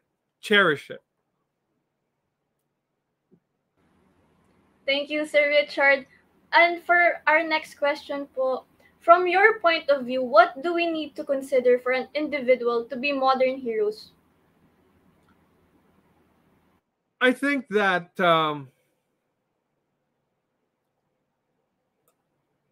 let me leave you with a piece of advice. To be a modern hero, it is time to stop being a bystander and be part of the solution. Right? As Gandhi said, be the change that you want to be. Right? And I encourage you and I challenge you as the next generation to step up to the plate and be counted on. This mentality of sige naman, wala naman mangyayari, ba't naman ako? That needs to go out the door. Because if everybody starts thinking like that, we're back to square one. Right? So stop being a bystander. You know what a bystander is, right? Ay, sige, dapat siguro may gumawa niyan, no? Dapat siguro gumawa niyan. You know, turo ng turo. Right? Be part of the solution. You need to feel empowered that whatever you do, you will make a difference. Right? That's how you're going to change the narrative for the next generation. Sir, for our last question, how can we encourage the people that once they fix their mindset of improving, that they should commit with their actions and character with it? Repeat again. Sorry. For our last question, sir, we would like to ask, what is your encouragement for the people that once they fix their mindset to be better, to do better, how can they commit to it with their character and actions together? Yeah, so if you're someone that hopefully are inspired by this presentation and you want to make sure you want to change, I think you got to take baby steps, right? Right. I think that as I mentioned to do in my presentation, take baby steps, take one step at a time, right? Take and be a hero, right? In the sense that I really truly feel that simple gestures, right, on a daily basis, even just offering your seat to the elderly, right? That's huge, right? Because number one, it's out of your comfort zone, right? It's not normally that you do. Number two, there's a risk that yung mapahiya ka, di ba? That they might not accept it. And number three, you're doing something not for you, but for the common good. So try to find these nuggets of heroic acts on a day-to-day basis, right? Try to do that, because that's the only way that as a generation, as Filipinos, that's the only way that we will change the narrative for us and the next generation. And if we do that, right, up to an extent, it doesn't really matter what happens in the election. It doesn't really matter what happens. If the people, if your generation decides that it's time to change, the tide will shift, right? The tide will shift. It's up to you to take the first step. So going back to your question, try to do simple, small, heroic gestures on a day-to-day basis. And before you know it, it will snowball. And before you know it, it becomes part of your psyche. And before you know it, it becomes a habit. And before you know it, it's an attitude. And before you know it, that's just the way you think. right? Okay, Nicole? Once again, it was truly a privilege to acquire knowledge from you, Sir Richard. We are very grateful for your presence and your generosity in sharing wisdom on today's webinar theme. But before we say goodbye, Sir Richard, would you like to say something to our Escolarian viewers? Yeah, so I mean I've said a lot of things already, but let me just leave you with some parting words, right? In the sense that I know that a lot of the topic that I've given you is very eye opening, right, for you guys, and that's the intention of that. But I also want you to appreciate the gravity of where we are in our history, right? The pandemic has really, for an up to an extent, have put a pause button and everything. But even before the pandemic, the trend is not going well, right? There are already countries that are coming into the Philippines and taking our jobs, taking our resources, and we're letting them, right? The pandemic has stopped that up to an extent. This is an opportunity for us to step back and recalibrate as Filipinos, right? And what we want for the future, right? And feel empowered that we can influence the outcome of our future, right? Up to an extent, generations like us, matatanda na kami, right? But our objective is to make sure that the next generation, your generation, are in the right path, right? To make sure that we are not reinventing the wheel, right? And so what I want to impart to the audience is the gravity of where we are in history.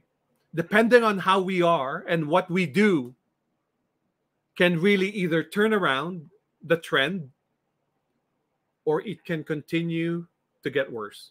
And so I encourage you, I implore you to step up and be modern day heroes. Thank you, Sir Richard. I couldn't agree more. Thank you for that inspiring parting message, sir. We truly enjoyed your talk, and I'm sure our Escolarian viewers are We truly motivated and enjoyed your empowered. talk, Sir Richard, and I am sure that our fellow Escolarian student leaders have gained more valuable insight as well. So thank you so much, Sir Richard, and we'll hopefully see you again next time. Bye-bye po. Thank you so much for Thank gracing us you. with Thank you your for time. everyone. Thank you for your po. feedback. Yes po. Thank you.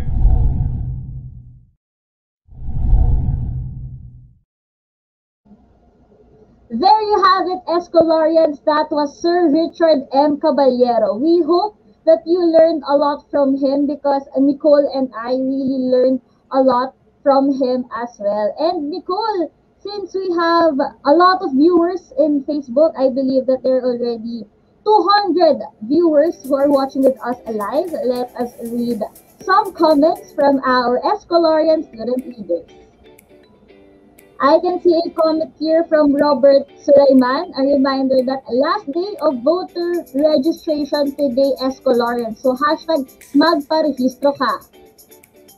Yes, we have another comment from Rica Bautista saying, stop being a bystander, be part of the solution.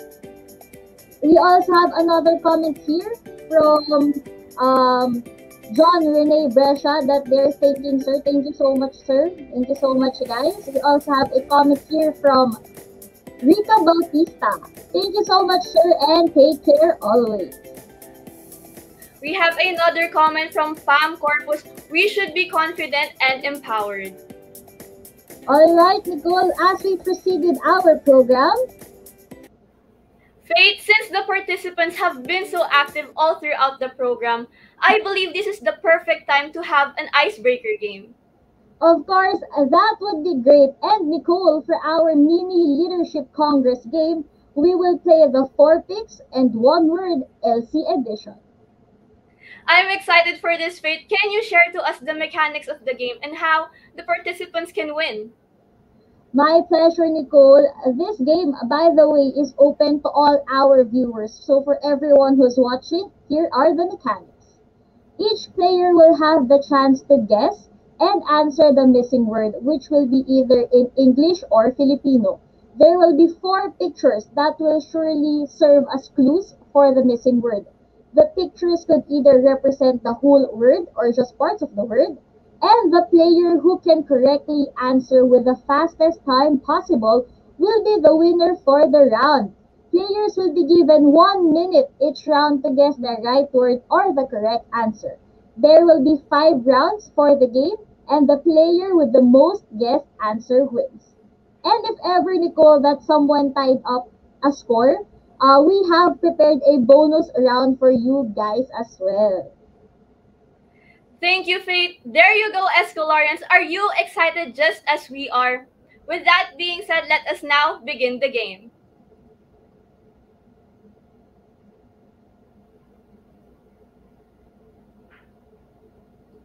For our first round, we have here... I can see that our Escolarian student leaders are really excited for the game. We have here 4 pictures. The first one is Dr. Jose Rizal. We have our second picture, which is an OFW, and our frontliners and our Olympic winners. Now, to start, can we start the game now and start the timer? What word is this, Nicole? Is it English or Filipino? The round I word, believe this is a round. Filipino word, Faith. We have here... We have here We have here answers. Yes, we have here someone who inputted the right. Congratulations! The right answer is Bayani. Congratulations to Omar Harala. So congratulations. For our second round, Nicole, this word is a Filipino word as well. First picture is a math equation, picture of applications, and the last Airbender and Merida. So timer starts now.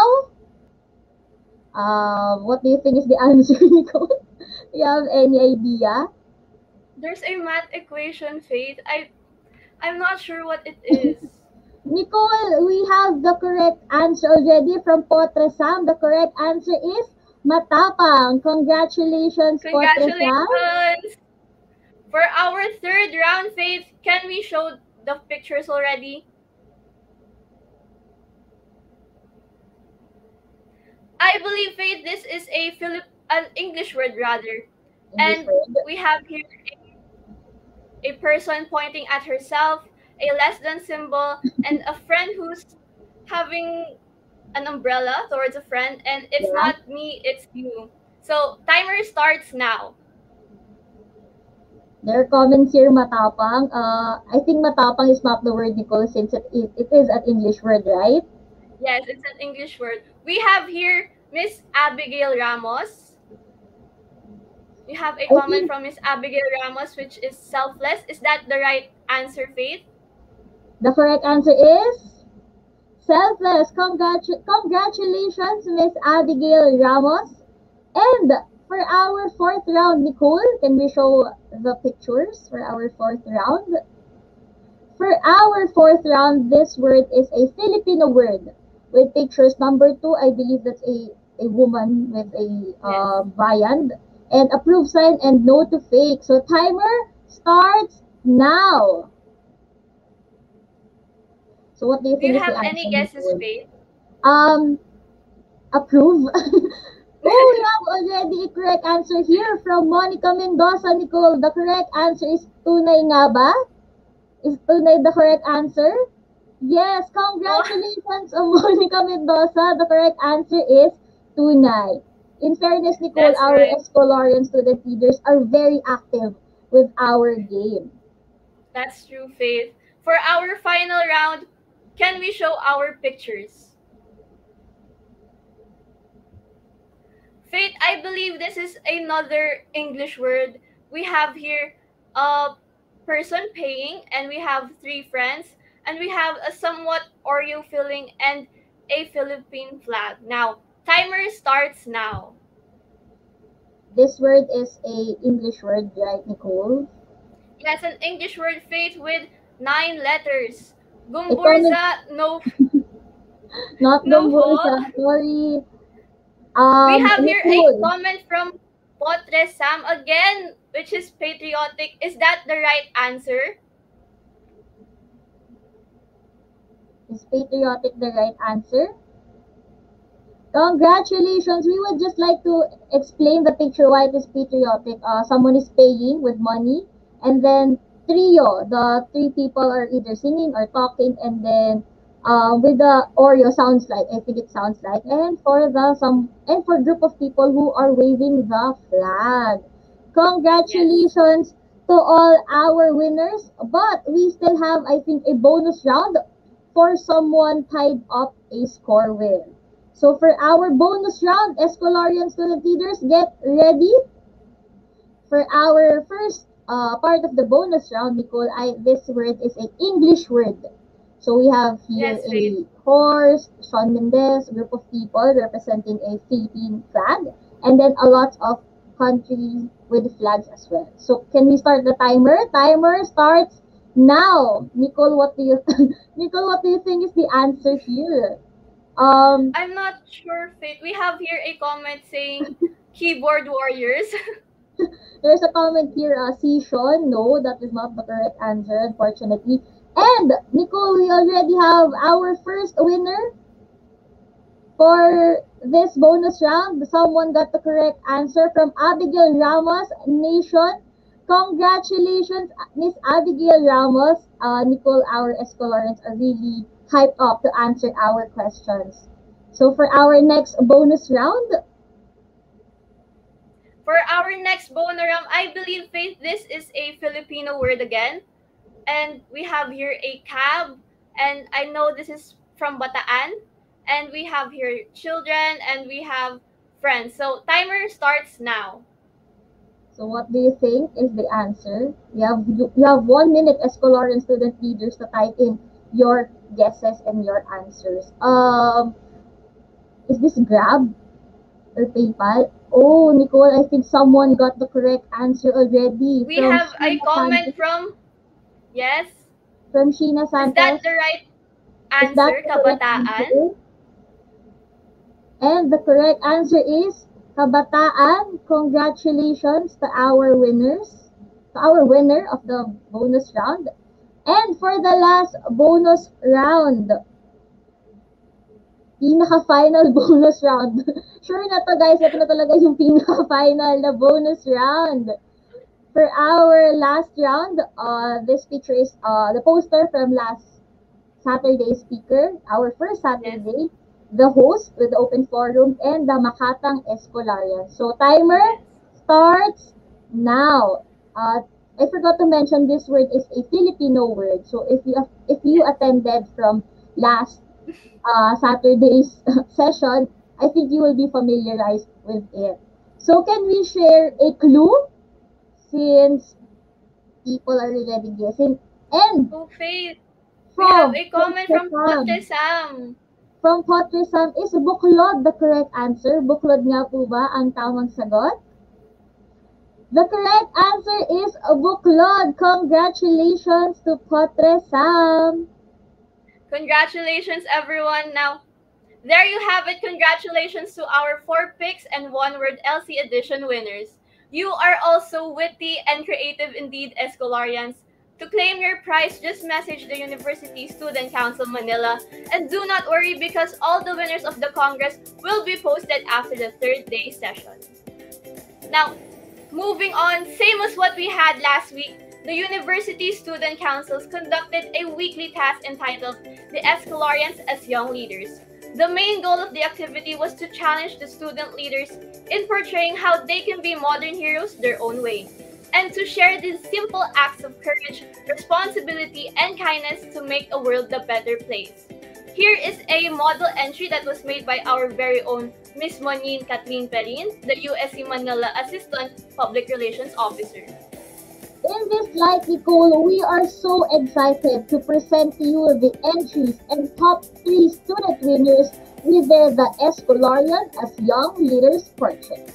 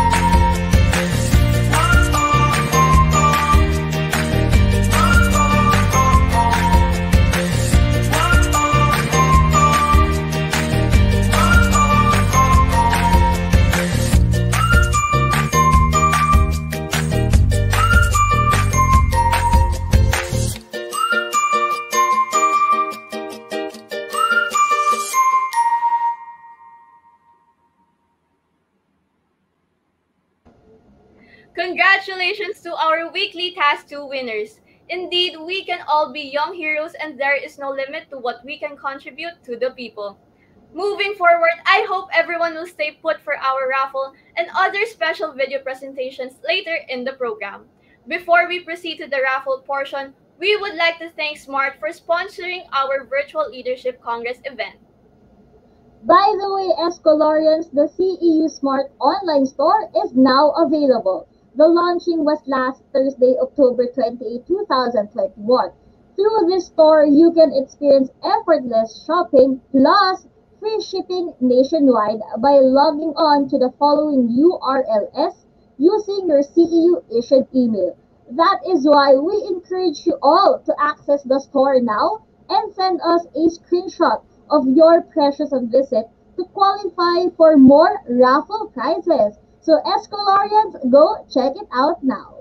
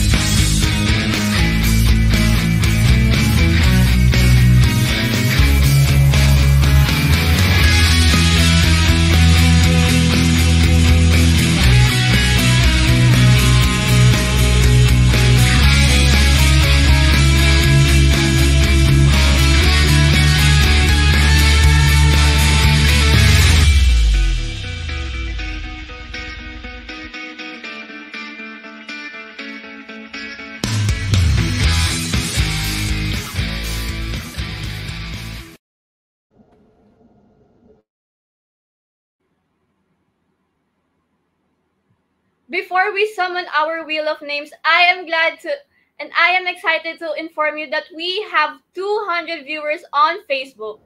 The names from the Day 2 registration form which you filled in before entering the webinar are your tickets in the raffle, which you will win 500 pesos and 300 pesos worth of load, 2 study kits and 2 COVID health kits, 2 grocery package, and a pocket Wi-Fi. And just to remind everyone, to claim your prize in under 15 seconds, you have to screenshot your name, which was selected by the Wheel of Names, and send it to our official Facebook page together with your phone number. Alright, to start, let us call on our Wheel of Names, and for the first winner of our COVID health kit, let us spin that wheel. I'm excited to know who will be the first winner of our raffle. And we have a winner. Congratulations to Nicole. I'm not sure if that's me, but thank you. And don't forget to take a screenshot and send it to our Facebook page. Moving on to the second winner of our COVID health kit, let us spin that wheel. Who will be the next winner of our raffle prize?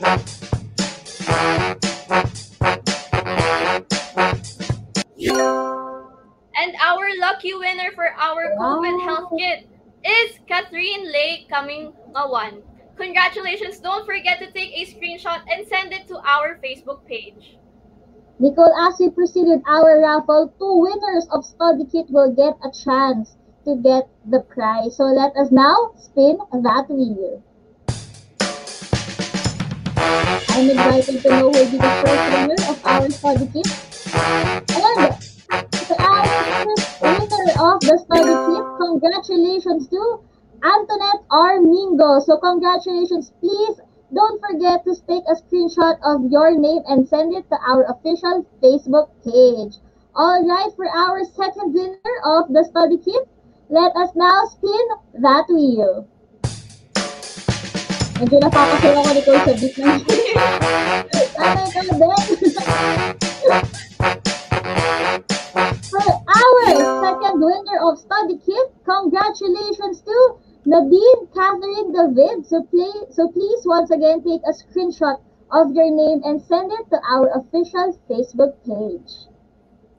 Next in line, we will pick 2 winners of our grocery package. Now, let us spin that wheel.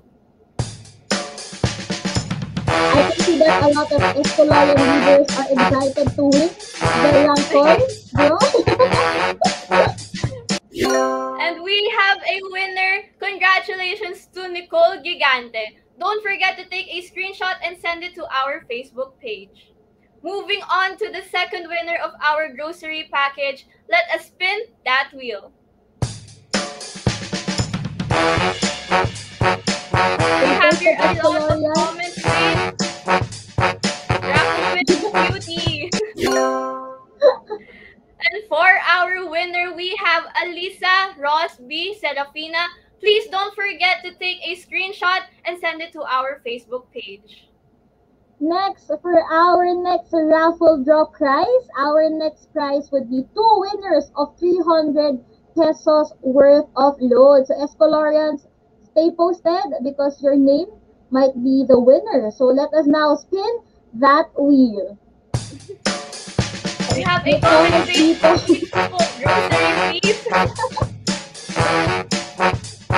For our first winner of 300 pesos worth of load, congratulations to Mariel Julia R. Martinez. Congratulations. Please take a screenshot of your name and send it to our official Facebook page. May mga comments dito, bigas cutie daw. For our next winner of 300 pesos worth of load, let us now spin that wheel. We have a comment, ano po, nasaan yung mga Nicole?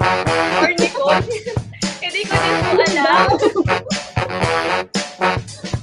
For our second raffle winner of 300 pesos worth of load, congratulations to Benedict Carlo T. Manakin. So please take a screenshot of your name and send to our official Facebook page. Baka po may pangkabuhayan showcase. Wala po. Sorry. Moving on, Faith, we have our 500 pesos load. So let us spin that wheel. You have comments here, Mike.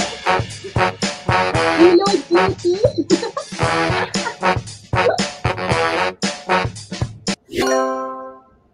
And we have a winner. Congratulations, Jaika A. Nakario. Don't forget to take a screenshot and send it to our Facebook page. Moving on to our last winner of the 500 pesos load, let us spin that wheel.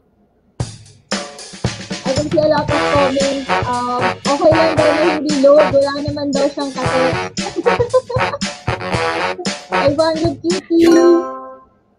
And we have a winner again. Congratulations to Maria Micaela Rose C. Tabo. Don't forget to take a screenshot and send it to our Facebook page. Congratulations. To proceed with our raffle draw, the next raffle winner will get a chance to win a Smart Pocket Wi-Fi. So 1 winner of the Smart Pocket Wi-Fi, who will that be? Let us now spin that wheel. You have comments here, Nicole. Mabait daw sila. Bakuan daw sila sana ng swerte.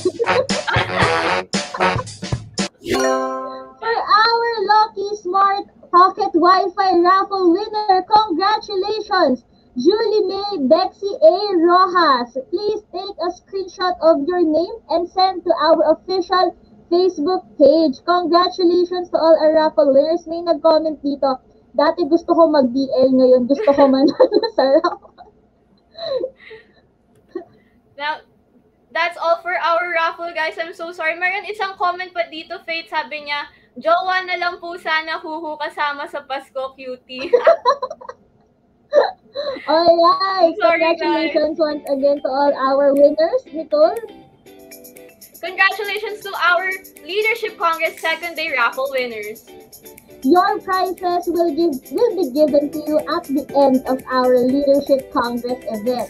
So please message us directly at our official Facebook page, CEU Manila University Student Council, and wait for further instructions. Now, Faith, last year we had our Leadership Congress, ang Panday Series Lilok, and I'm sure that most of our second and third year student leaders must have witnessed the great experience it brought and gained extra knowledge about leadership, which were given by the help of our guest speaker.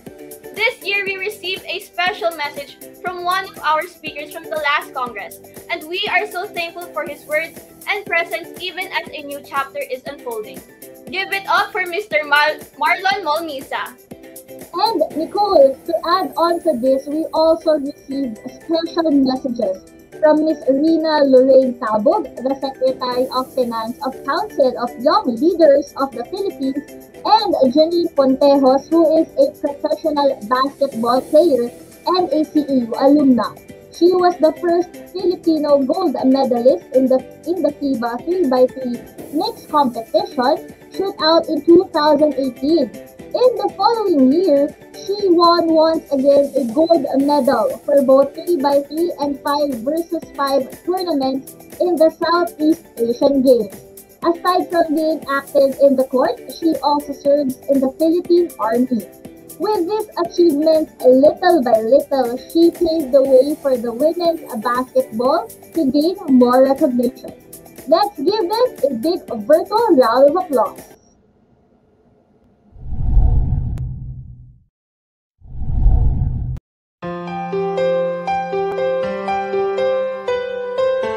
Hello, CEU community! Ako nga po pala si Marlon Molmisa. Kung naalala po ninyo, ako ay isa sa mga speakers ninyo last year. And this year, meron pong inihanda sa inyo ang Student Council ng CEU. Last year, we had this Lilok. Ngayon, meron tayong tinatawag na Talas. And for the third series of Panday, Bagong Bayan, Bukod, Bagani, at Bayan. And I hope that you would participate. I encourage you to participate in this year series ng ating student council, no, yung programa nila, because I hope that this will help you to become a servant leader, not only inside your community, but also in the entire nation. And together, we can create a change. We can make a difference through a simple voting. That's why we encourage you to be responsible, pumili ng maayos, pumili ng matino, pumili ng mahusay, pumili ng karapat-dapat. This coming 2022, di namin sasabihin kung sino boboto ninyo, but I hope that with your proper discernment and with your good heart and also your passion for the nation, you will change and you will choose the right leader and also become the best leader as you can be. So, God bless sa inyong lahat, and we hope to see you. I hope to see you soon face to face, and sama-sama tayo sa pagbabago this coming 2022. God bless sa inyong lahat. Magandang araw sa lahat ng mag-aaral ng Centro Escolar University, at nagpapasalamat tayo sa University Student Council ng CEU Manila sa pag-imbita sa ating ngayong araw. So, gusto ko lang po sabihin sa inyo na ibang-iba na ang role ng kabataan, lalong-lalo na sa usaping panglipunan. Kung dati tayo ay nasa gilid lang, naglalaro, ngayon iba na eh. Meron na tayong kakayahang magsalita at kumilos. Alam mo kung anong importante doon? Ang importante doon, magkasama dapat sila. Hindi lang tayo basta-basta nagsasalita ng mga dapat gawin, dapat baguhin. Kumbaga, kasama din tayo sa pagkilos sa mga bagay na dapat sambitin at dapat baguhin. So, tayo-tayo din kasi nakakakita ng mga kulang, mga magagandang bagay na pwede pang ipagpatuloy dito sa ating bayan. So, para sa mga fellow youth leaders na kagaya ko, huwag kayong matakot na magkamali. Pero ang purpose natin kung bakit tayo sumusubok, hindi para lang magkamali. Sumusubok tayo dahil tinitignan natin kung ano yung mga napapanahon na kailangan ng ating bayan. So, kayo mga fellow youth leaders, ay kailangan ng bayan natin.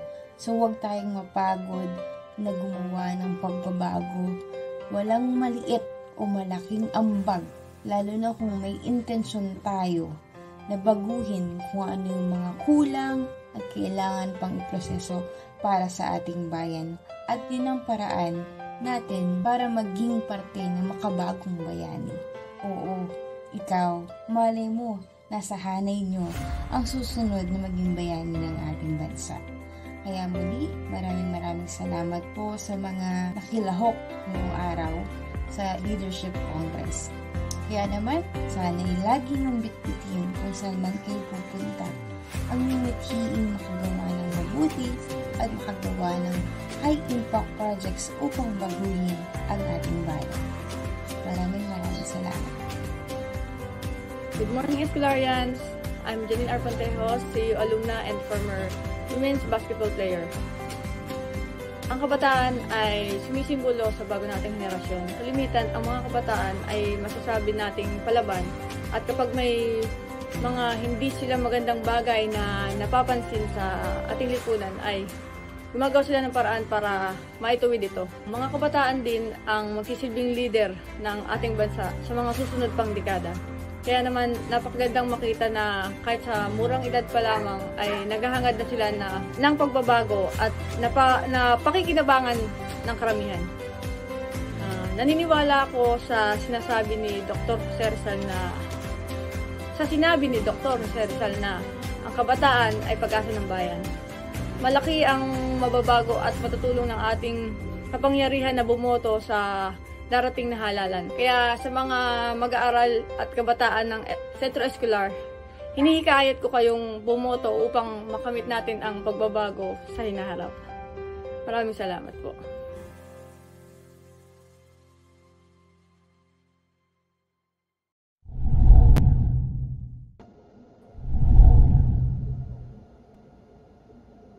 Thank you very much po for all those special messages.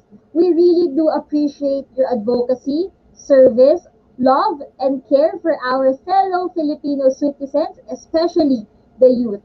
They are one of the best representations on how to become heroes for the country in various ways.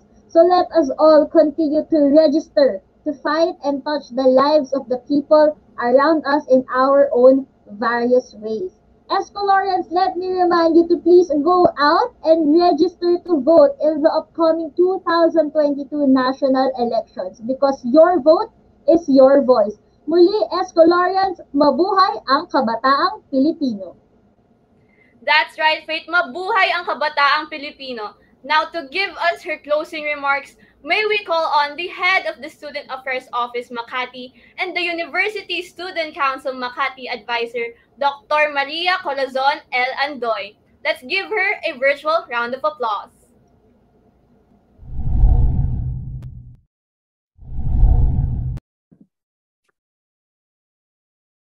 Our President and Chief Academic Officer, Dr. Maria Cristina D. Padolina, members of the Administrative Council, Dr. Carlito B. Olaer, our Vice President for Student Affairs, guest speaker, Mr. Richard M. Caballero, fellow advisors, student leaders, a pleasant morning.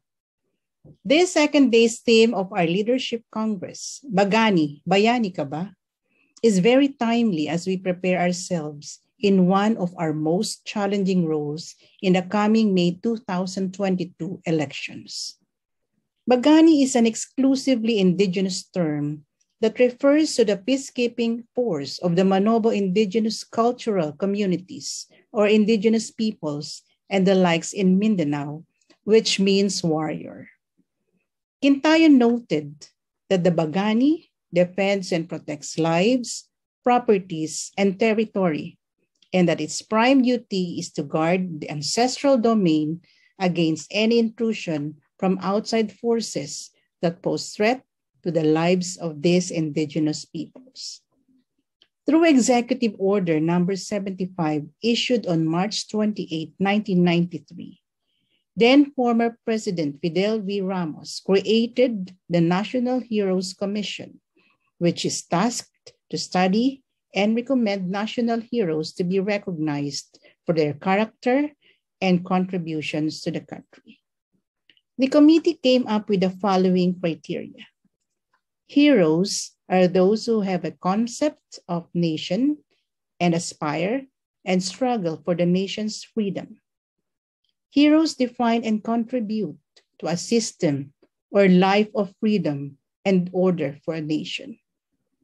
Heroes contribute to the quality of life and destiny of a nation. Additional criteria were adopted by the Technical Committee of the same National Heroes Committee on November 15, 1995. Heroes are part of the people's expression. Heroes think of the future, especially of the future generations. How can you engage yourselves to contribute to the heritage of nobleness and compassion of our heroes to do great things for the society and our country? You have to react to what you read and converse with others about issues the country has been facing at present. Figure out where you stand. Make sure to seek out information from a variety of political perspectives as you read and research. In the following months, you have to monitor the messaging and the misinformation. What are the candidates and campaigns saying? How much of it is true? What platforms and mediums are they using? What messages have worked? What missteps have they made? Our 2022 election may look very different in the middle of a global pandemic, but there are still plenty of ways for you, young people, to participate in this democratic process. Paano ninyo gagawin ito? Sa kantang Bagani, hayain ninyong wikain ko ang una at pangalawang taludtod at koro. Hubarin ang takot sa iyong damdamin. Ipamalas ang aking galing. Tumayong buong tapang harapin ang buhay, yakapin ang tagumpay. Halina't hawakan ang aking kamay, sabay abutin natin ang tagumpay. Patuloy lang tayo sa pagpapanday, tiwala sa Diyos ang sandatat gabay. Bagani, ating lahi, mandirigmang Pilipino, dakila ang lahi ko, bayaning Pilipino sa makabagong panahon. Mga Escolarians, mga Bagani, mga bayani ba kayo? Let your voices be heard. Register and exercise your right to suffrage. Once again, a pleasant morning to everyone, and thank you.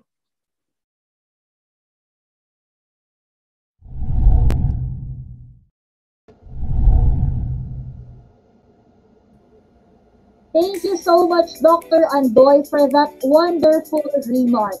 Indeed, as young people, we have to be aware of what's happening around us and in our country.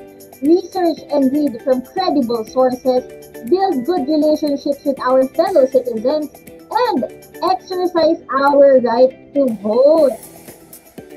That's right, Faith. On the second day of our Leadership Congress, I know everyone already misses the physical presence of one another, and despite of our current circumstances, I still highly encourage the whole student body to support all the forthcoming events of the University Student Council Makati, which are the Leadership Training Seminar happening this November 6, 2021, and our year-round events such as Bright Talk, Usapang Sentro, and CEU at 16.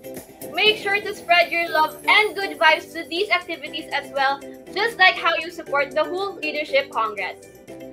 That is right, Nicole. And by the way, Escolarians, the evaluation form for this event will be posted right after the live, and you can also see it in our comment section. So please do fill out the form and let us know your thoughts more. Okay, Nicole, to officially end the second day of our Leadership Congress 2021, let us all sing with pride and honor the CEU hymn to be led by the CEU Singers Makati.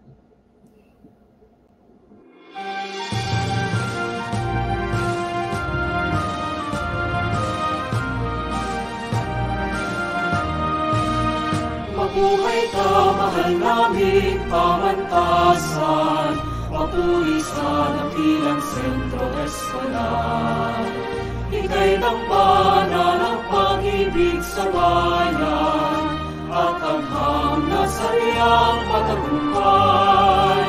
Kapag ang diwa ng iyong mga hilig lumago na sa puso't dibdib, sabay-sabay na ipagsisigawan, mabuhay ka dakilang sentro escolar. Mabuhay ka, mahal naming pamantasan, papuri sa dakilang sentro escolar. Ika'y dambana ng pag-ibig sa bayan at hanggang nasariyang matagumpay. Sentro escolar, sentro escolar.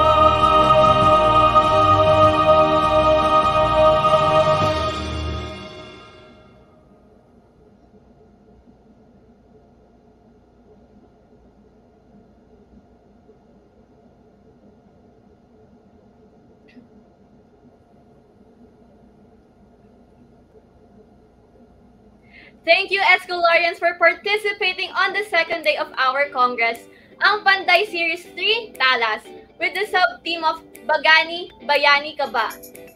We hope that you guys could be with us once again later at 5 p.m. for our LC Kumustahan Night and on our third and last day of webinar on November 7th,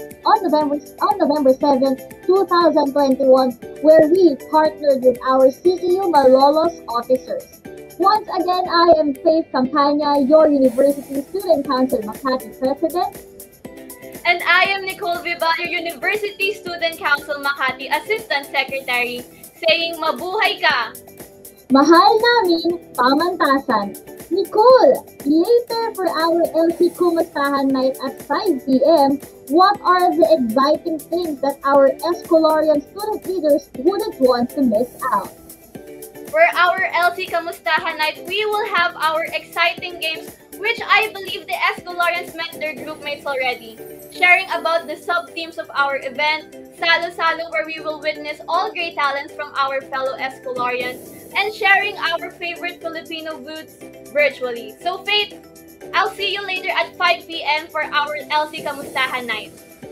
Wow, for sure, Nicole, I will see you and our fellow Escolarian student leaders later on our LC Kumustahan Night and once again on the last day of our Leadership Congress event on November 7, 2021. And also, we would like to greet our beloved professors a happy Teachers Day.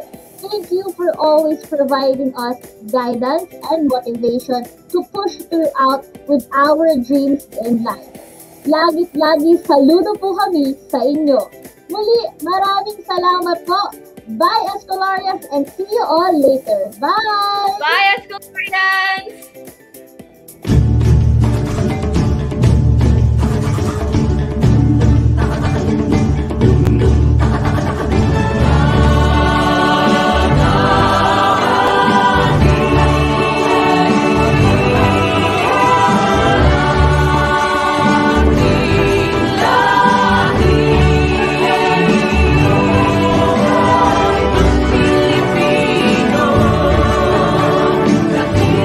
Ang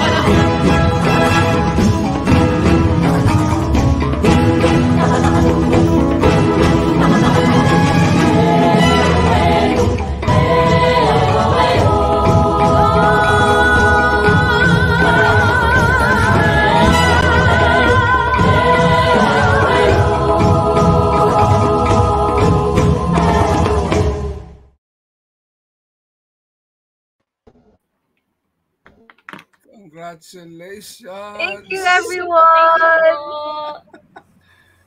Thank you po sa VP lahat. nawawala. Wait lang.